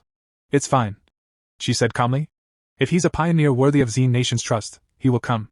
The bodyguard hesitated, then tried again. But if he doesn't come, then this batch of pioneers will. Jylon cut her off, her voice steady and resolute. If he doesn't come, then it simply means the time isn't right. She turned slightly, her gaze sharp. Do you really think the mission to retrieve the withered grace flower is just a way to send powerful pioneers to their deaths? Both girls stiffened immediately. Sister Jylon. But Jylon had already placed the bouquet she was holding onto the table. Her voice carried weight. Only by retrieving the withered grace flower can we save more pioneers, she said firmly. Whether it's the future backbone of Xia Nation, or those who have already fallen, the top-tier core forces whose fates remain unknown. The scene shifted. A hospital room. Jylon stood beside a hospital bed, gently holding the hand of a man lying unconscious. Machines hummed softly around him. No matter what, she said quietly but firmly. We must obtain more withered grace flowers. Her grip tightened. The teacher is the only pioneer in Xia Nation who has reached the Diamond Realm. We must use the flower to heal and awaken him. Her eyes hardened. A Diamond Realm powerhouse in the era of spiritual revival is equivalent to a nuclear weapon today. He is our greatest leverage, before and after the revival, when negotiating with other nations. She inhaled slowly. So even if we have to sacrifice a few forbidden lands, a few squads, or even more pioneers. Her voice did not waver. It's worth it. One of the girls behind her spoke carefully. The mission is important, but your body is also important. Jalen's face flushed with anger. My body? She snapped. Yes, it's important, because my life was given back to me by my teammates. The room fell silent. Realizing herself, Jylon exhaled and lowered her voice. I shouldn't have snapped. Forgive me. One of the girls bowed slightly. Sister Lon, I spoke out of turn. Is your headache acting up again? Jylon raised a hand to her temple, her expression darkening. It's fine, she whispered. The time for medicine hasn't come yet. Her eyes grew distant. This is all in the past now. Blood-soaked memories surged forward. She saw her entire team lying motionless on the ground. One man, his body torn apart, staggered toward her, collapsing at her feet. With his final breath, he spoke. The pitch-black zone truly is terrifying. He coughed violently, blood spilling from his lips. Zolan. The Withered Grace Flower Mission. His voice trembled. We're counting on you alone now. For the teacher. For Xia Nation. For everyone. No! Jylon screamed. I'm not going, Captain. The captain raised his trembling hand, releasing the last of his spiritual power. These are our specialties, he said weakly. We hope you can use them. His eyes met hers. You must come back alive. The memories shattered. Tears streamed down Jalen's face as she whispered hoarsely. They gave me their spirit power. Her shoulders trembled. But they didn't know if it's tainted by blood, or if the withered grace flower isn't harvested completely. Her voice broke. Then it's useless. The story shifted 1 hour and 45 minutes later. Our hero, Lin Yai, and the 81-year-old sultry woman had already traveled a considerable distance. The long march had clearly taken its toll. Panting, the sultry woman complained in a weary voice. How many more kilometers do we have to walk? Hey, I'm talking to you, bossy. You people are so strong, can't you just fly a little? Linny replied calmly. Spirit Kai hasn't developed to the point where humans can fly freely. Even pioneers can't. So they continued on foot. After another long stretch of walking, the world ahead of them gradually darkened until a pitch-black zone appeared on the horizon. Our hero narrowed his eyes and pointed forward. We're close. Look ahead. As he spoke, his expression grew heavy. Even from this distance, the dark attribute aura pressed down on them like invisible weight. Layers of natural barriers surrounded the area, yet the unsettling presence still seeped through. The sultry woman shivered. What a disgusting aura. It's hundreds of times scarier than the anomaly we faced last night. No, thousands. Linny herself felt fear clawing at her chest, but she forced a steady tone. Stay calm. We've already come this far. When they moved closer, they realized they were not alone. Numerous pioneer teams had already gathered near the border of the zone. Seeing the crowd, our hero let out a quiet breath. It's not as bad as I thought. Look. There are so many people here. Linny observed thoughtfully. I don't think it's just about the generous rewards. Dark attributes are tricky, violent, and hostile to humans. But lately, dark attribute anomalies have been erupting inside cities more and more often. Our hero nodded. You're right. I've faced 2 dark anomalies before. One was a mutated rabbit beast, calling it a rabbit is being kind. It was more like a giant rodent. The other was a serpent working alongside a candle knight in an abandoned factory.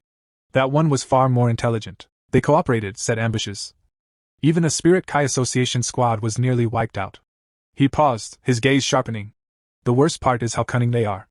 They deliberately avoid military border defenses. We don't know how they're doing it, but now anomalies are appearing inside cities more frequently. It's becoming uncontrollable. With that, he stepped forward without hesitation. This journey was no longer optional, it was necessary.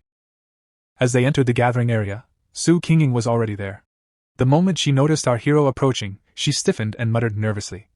He came too, and he even brought 2 girls with him. The girl beside her blinked in confusion. Boss, what are you talking about? Su Qinging quickly clasped her hands together and whispered. Amitabha. Buddha, please don't let him notice me. Too late. Our hero had already walked up behind her. Captain Su. It's you, right? She turned, forcing a bright smile. Ah, yes. You came to the pitch-black zone too? That's great news. Suddenly, the sultry woman cut in with wide eyes. Great? Who's this girl? Don't tell me she's Yi's sister-in-law. Both she and Lin Yi had completely misunderstood the situation. Su Qinging panicked, waving her hands. No, that's a huge misunderstanding. Our hero sighed. Of course not. She just helps me with errands. Captain Su from the Spirit Kai Association. While they were still talking, another team approached. Their captain looked them over and scoffed loudly. A bunch of bratty kids talking big. Pioneers these days are all so young. No manners. Still joking around here. Do you even know what kind of place this is? I hope you can actually rely on each other once you're inside. The sultry woman immediately flared up and stormed forward. Hey! Watch your mouth, old man. Do you even know who these people are? Before she could continue, our hero gave her a single look. She froze, then instantly calmed down. Walking up to the opposing captain with icy composure, she said, Uncle, mind your own business. Later, it might be you who dies of fright. Just then, a car pulled up. Inside sat Jailon.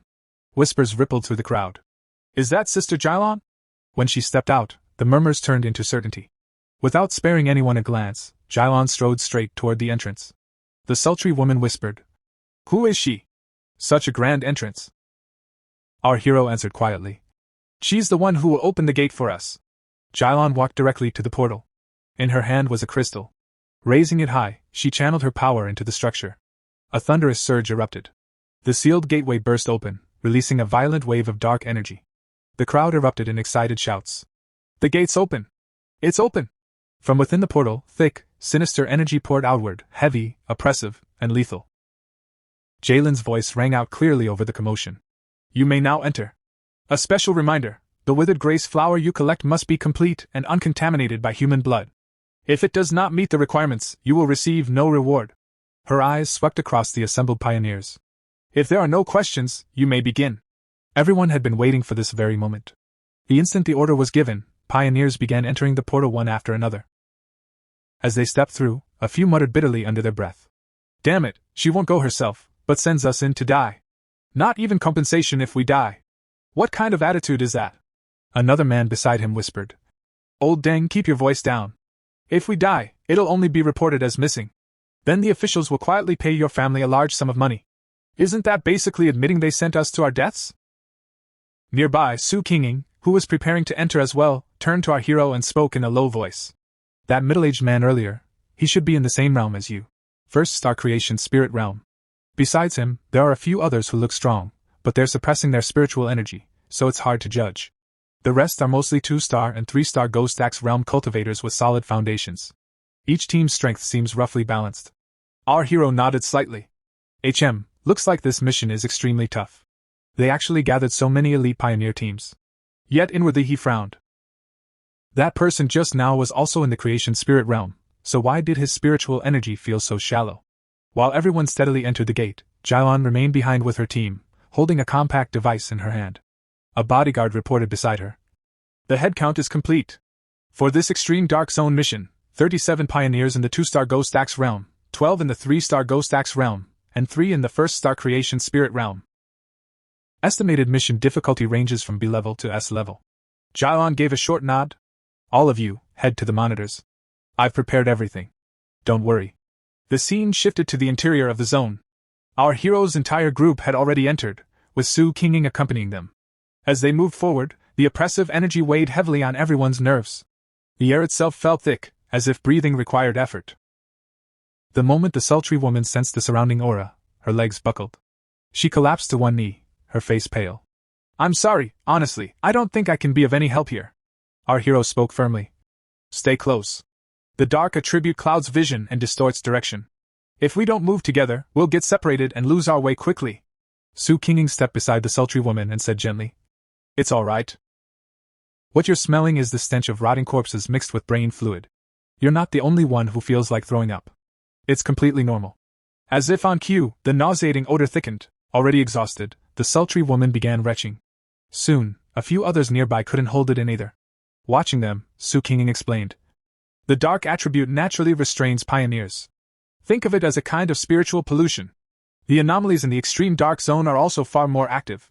Generally speaking, a B-level anomaly equals a Ghost Axe realm pioneer, dangerous, but still manageable. An A-level anomaly is equivalent to the creation spirit realm and usually appears in places where spiritual energy riots or gathers, like here. Her expression turned grave. An S-level anomaly can rival the Vajra realm, or even higher. Those almost always result in large-scale disasters. And there's something else you must remember. Dark anomalies in the extreme dark zone receive an additional boost. A B-level outside may rise at least 1 grade inside. Lin Yi supported the sultry woman by the shoulder and said in surprise, I've never heard it explained so clearly before. I understand now. But Captain Su, are you and your team all right?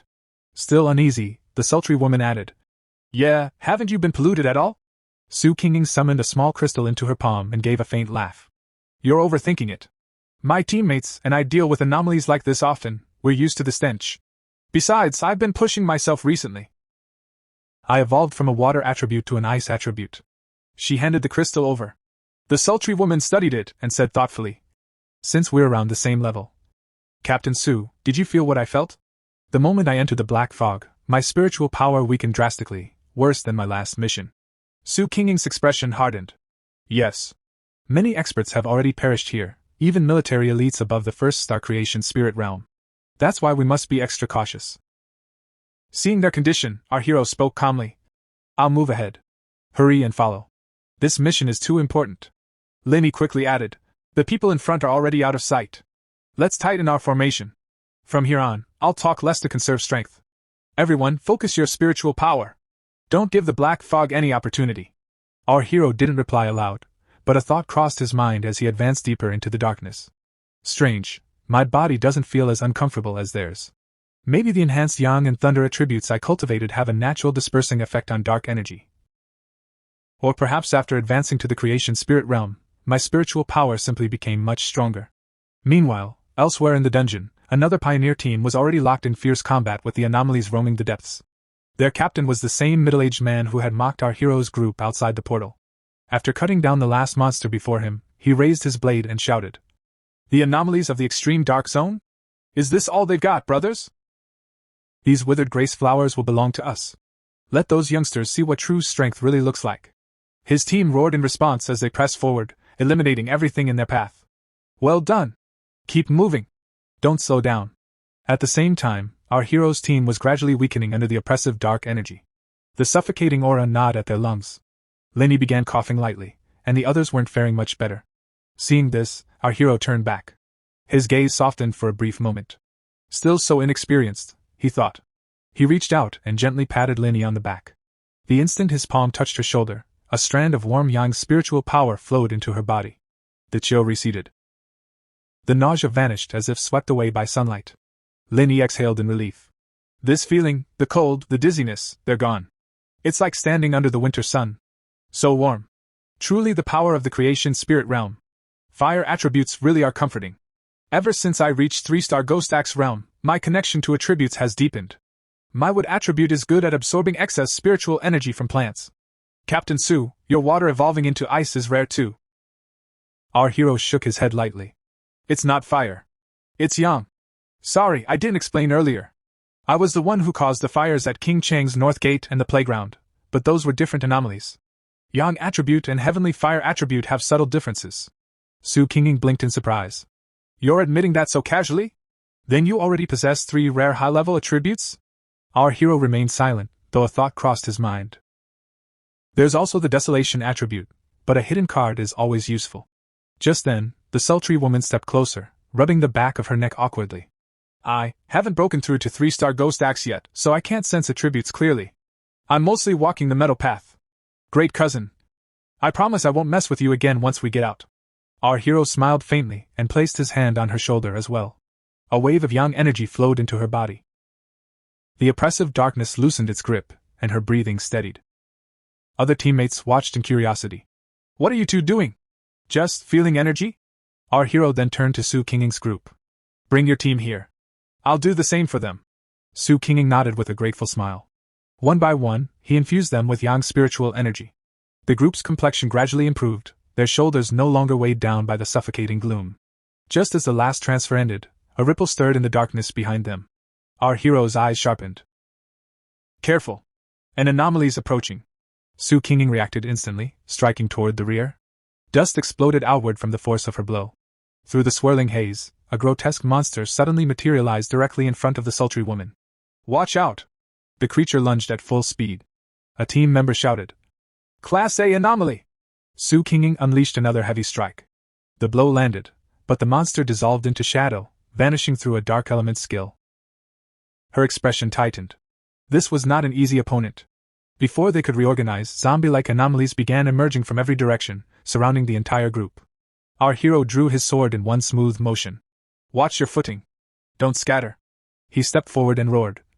Move aside! Flames surged along his blade as he executed 3 swift slashes. Arcs of fire cut through the swarm.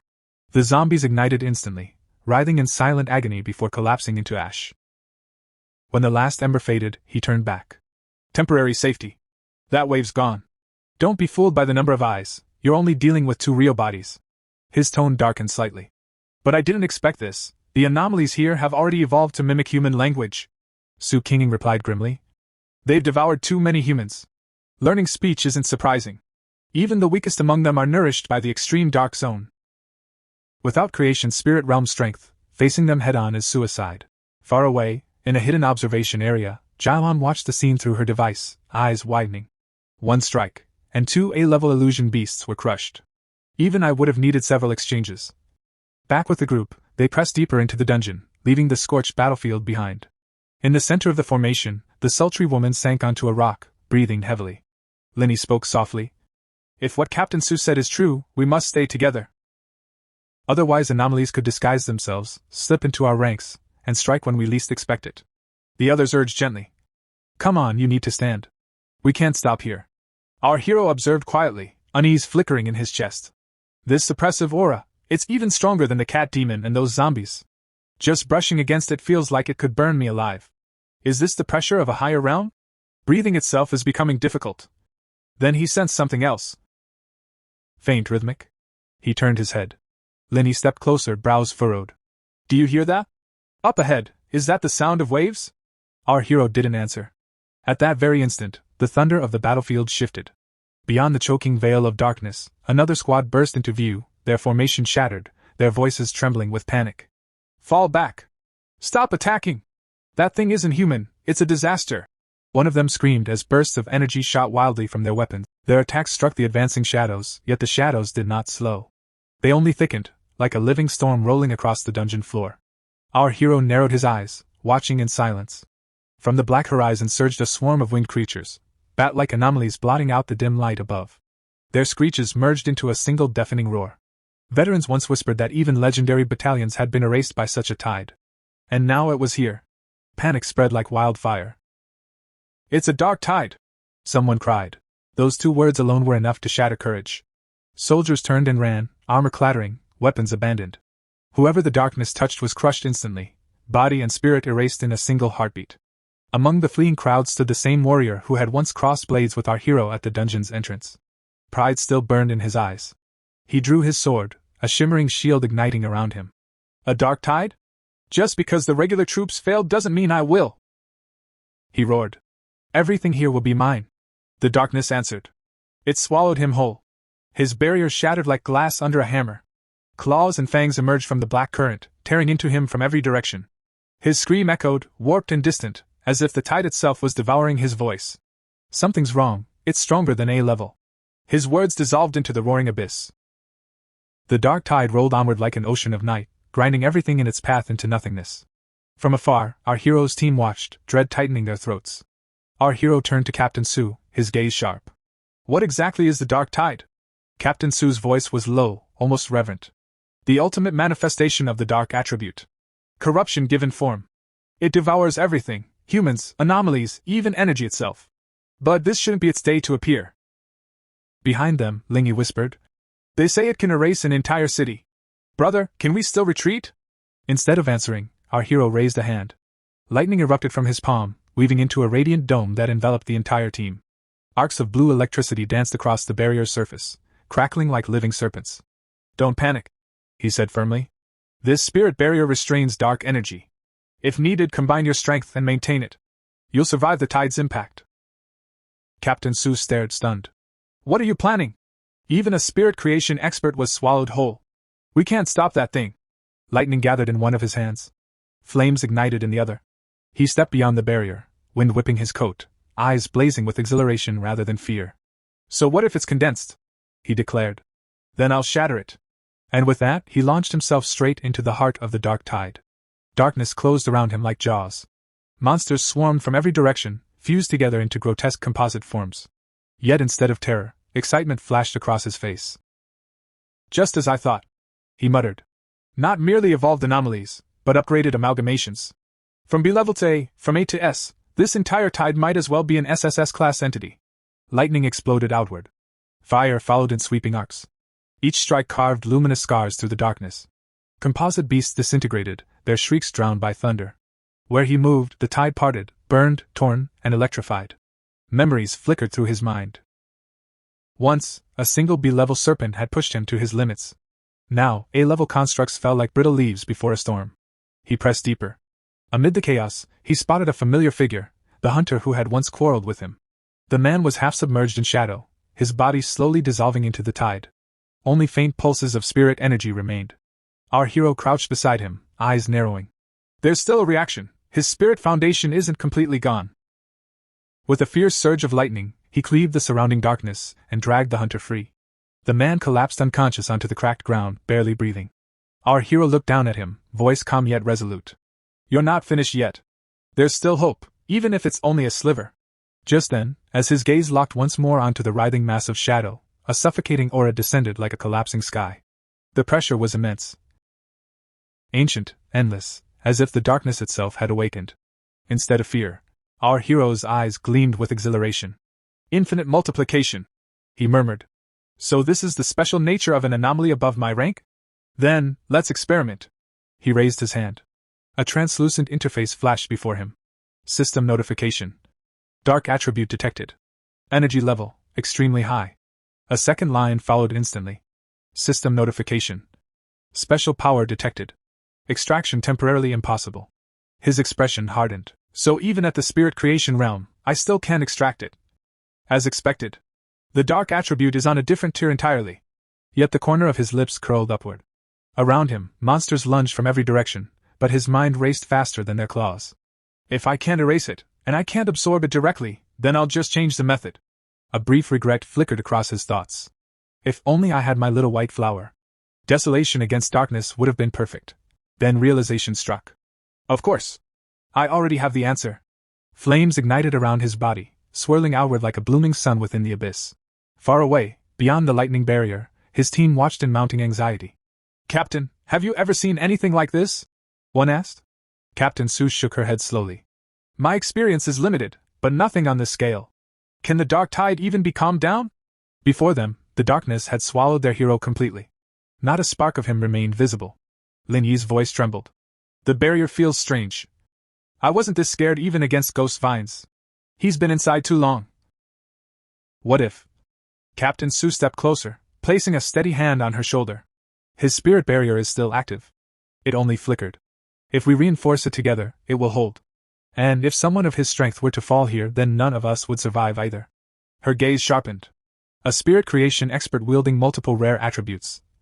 I suspect his true power is already at 3 stars. We, who barely reached Ghost Axe 3 stars, have no right to think about rescuing him. Lin Yi let out a nervous laugh. Your humor is really something. Sue smiled faintly. My teammates say the same. What about you, feeling better now? At that very moment, a pillar of blazing fire erupted from the heart of the dark tide. It tore through the darkness like a newborn star. Everything around it disintegrated. Shadows melted, screams vanished, and the oppressive night fractured under unbearable heat. At the center of the inferno stood their hero, unmoved, radiant, untouchable. 9 colossal fire dragons spiraled around him, their flaming bodies shredding the remnants of the tide.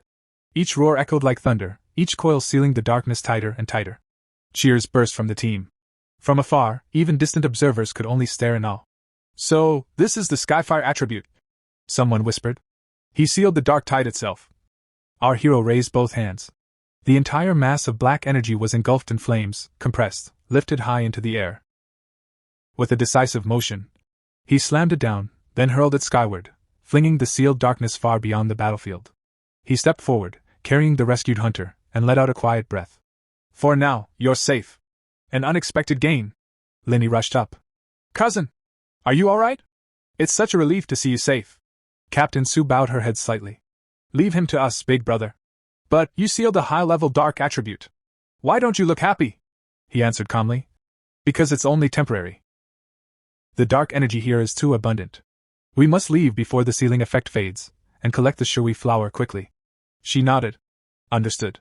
We'll take him to the Spirit Association. Someone else asked softly. The others, ahead of us, did none survive? Our hero's voice grew heavy. Not even a fragment remained. Except for this man, the rest were completely devoured, regardless of cultivation. Silence fell. Even the air seemed colder. After giving instructions for the team to move ahead, our hero lingered at the rear, staring into the lingering dark energy like a scholar studying forbidden scripture. He lifted his hand again. System notification. Strong dark attribute fluctuation detected. System notification. Detection complete. Initiating ultimate computational power. Compiling. The darkness stirred. Instead of resisting, it began to flow toward him, thin streams of black mist threading into his veins. A cold aura spread across his body, neither painful nor comforting, merely vast, like standing alone beneath an endless night sky. Seconds passed. System notification. Dark attribute successfully absorbed. Information cascaded through his consciousness, skills, effects, limitations. A name formed within the void. Infinite darkness, condensed black mist domain. Within this domain, spiritual energy would corrode. Power would wither. Light itself would hesitate to shine. Seeing the last strands of black mist sink into his palm, our hero slowly clenched his fist. Dark domain, a special realm. He spoke in a low voice, analyzing it like a strategist examining a newly forged weapon. If I release infinite darkness during battle, the corrosion of the dark attribute will continuously erode my opponent's spiritual power, weakening their supply. And if I stack it with my other attributes, fire, lightning, desolation, the suppression will multiply. In that case, even if something stranger than the dark tide appears, I'll still be able to crush it across realms. Behind him, Su King suddenly stiffened. Her eyes widened. Big brother, do you feel that? The black mist, it's coming back. She turned. What she saw stole her breath. Dark energy spiraled around him like a silent galaxy. Not chaotic. Not violent. Controlled. Obedient. Her voice trembled. This spiritual fluctuation, is he breaking through again? No, the heavens didn't change. There was no phenomenon. Wait. Did he absorb the dark tide's power? The realization struck her like lightning. That's impossible. The officials had classified the dark tide as S rank with no upper limit. A calamity even military elites feared. Before the age of spiritual revival, everyone knew. The dark attribute was taboo. It was said to be born from negative emotions, hatred, despair, and hidden malice buried deep within every living being. Attempts to purify it had once cost entire research divisions their lives. Since then, dark anomalies were isolated and forbidden. She remembered the old case. A Ghost X Realm 3-star pioneer, who absorbed only a wisp from a C-rank anomaly. His skin rotted. His mind shattered. He never recovered. Yet here he stood. Calm. Stable. Uncorrupted. Her heartbeat quickened. Come out, our hero said coldly without turning. You've been watching long enough. Footsteps echoed from the shadows. Jialan emerged, expression unreadable. If I'm not mistaken, she said evenly, you were the one who sealed that dark tide. Gasps rippled through the group. And just now, she continued, eyes narrowing. What were you doing? Our hero met her gaze without hesitation. Absorbing dark attributes. Silence fell like a curtain. Jialan's fingers slipped into her coat. A metallic click followed. She drew a gun and aimed it directly at him. Everyone froze. Sister Jialan, what are you doing? Su King rushed forward, placing herself between them. If I remember correctly, he's the top recruitment target your military wants. When our spirit association tried, you intercepted. What does this mean now? Our hero gently moved Su King aside, voice calm but edged with frost. Strange. Our mission is to find the shy flower, isn't it? You seemed eager earlier. Now you look disappointed we survived. The tension thickened. 81 sultry woman finally burst out. We trusted you. You were here the whole time, why didn't you act earlier? Without him we'd all be dead. Lingi is still a child. Jialan stared at them. Then suddenly laughed. She lowered the gun. Relax. Just a joke. Relief swept the group, but our hero's eyes remained sharp. So you came to test me? She nodded lightly. More or less. Reports are cold. I wanted to see the person myself. As for why I didn't intervene. She turned away, voice quieter now. Pioneers live by the rules of the spiritual revival world. Life and death change in an instant. That is our fate. You are lucky, because you have someone strong enough to protect you. She paused. Didn't you notice? No anomalies dared approach you earlier. They were frightened by the ceiling of the power you displayed. The dark tide itself follows that law, it bullies the weak and fears the strong. Then she added, almost casually. Come. I'll take you to the shy flower. I know this place better than you. Our hero watched her back in silence. This girl, she's broken somewhere inside. Beside him, Su King whispered. Her team faced the dark tide before. She was the only survivor. Understanding dawned. So that's it. Strict obedience to missions. Cold indifference masking survivors' guilt. A self-destructive edge held together by fragile belief. And when she saw someone do what her entire team could not, seal the dark tide, that belief trembled. Turning back to his team, our hero spoke in a calm voice. Forget it. Lin Yi, let's just be considerate of someone who's injured. From behind, the 81-year-old sultry woman frowned and asked doubtfully. Is she really injured? Our hero nodded seriously. Yes. Her spiritual barrier is severely damaged. She should normally have the strength of a 2-star spirit creation realm cultivator, but her barrier has dropped by at least 2 levels. That means she suffered heavy internal injuries. Compared to that, my own injuries are nothing. Soon after, the story shifted deeper into the extreme dark zone, to a vast mass grave. Our hero's team had already arrived. The ground was littered with human skeletons scattered everywhere, pale bones half buried in the black soil. Walking ahead, our hero looked at the remains with a heavy expression. Just then, Jialan, who was leading the way, suddenly stopped and said quietly, "We're here. This is the mass grave." In front of them, through the dim darkness, a glowing plant came into view. One of the team members gasped excitedly. "Look! That's the Shirchi flower!" Floating beside the flower was a dark attribute elemental spirit guarding it like a silent sentinel. The moment Jialan saw the flower, her composure shattered. Her eyes widened with obsession as she muttered almost madly, Finally I found you." Without thinking, she rushed forward toward it. Seeing her reckless behavior, our hero's expression darkened. As soon as Jialan stepped closer, she seemed to fall into a trance, walking as if under a spell. Realizing something was wrong, our hero instantly understood. She had been enchanted by the dark attributes surrounding the flower. Without hesitation, he formed a blazing fireball and hurled it toward her to stop her advance. Feeling the powerful energy rushing toward her back, Jialan suddenly snapped out of it. The pressure of the incoming attack made her immediately recognize the rare and powerful yang attribute within it. She spun around and struck the fireball, dispersing it in midair. Looking at our hero with a serious expression, she silently realized what had just happened. So, even with all my preparations, it still wasn't enough. At that moment Linny hurried over and asked worriedly, "Sister Jialan, are you alright?" Standing beside her, Su King said firmly, "You're heavily influenced by the dark attribute. It's better if you stay here with us." Jialan said nothing more and simply nodded quietly. Someone from behind muttered, "As long as he goes, that's enough." And this is how this part of this manhwa ends. Also in the future I will be bringing more and more exciting videos. Please subscribe to the channel, ring the bell, hit the like button and stay tuned until the next video.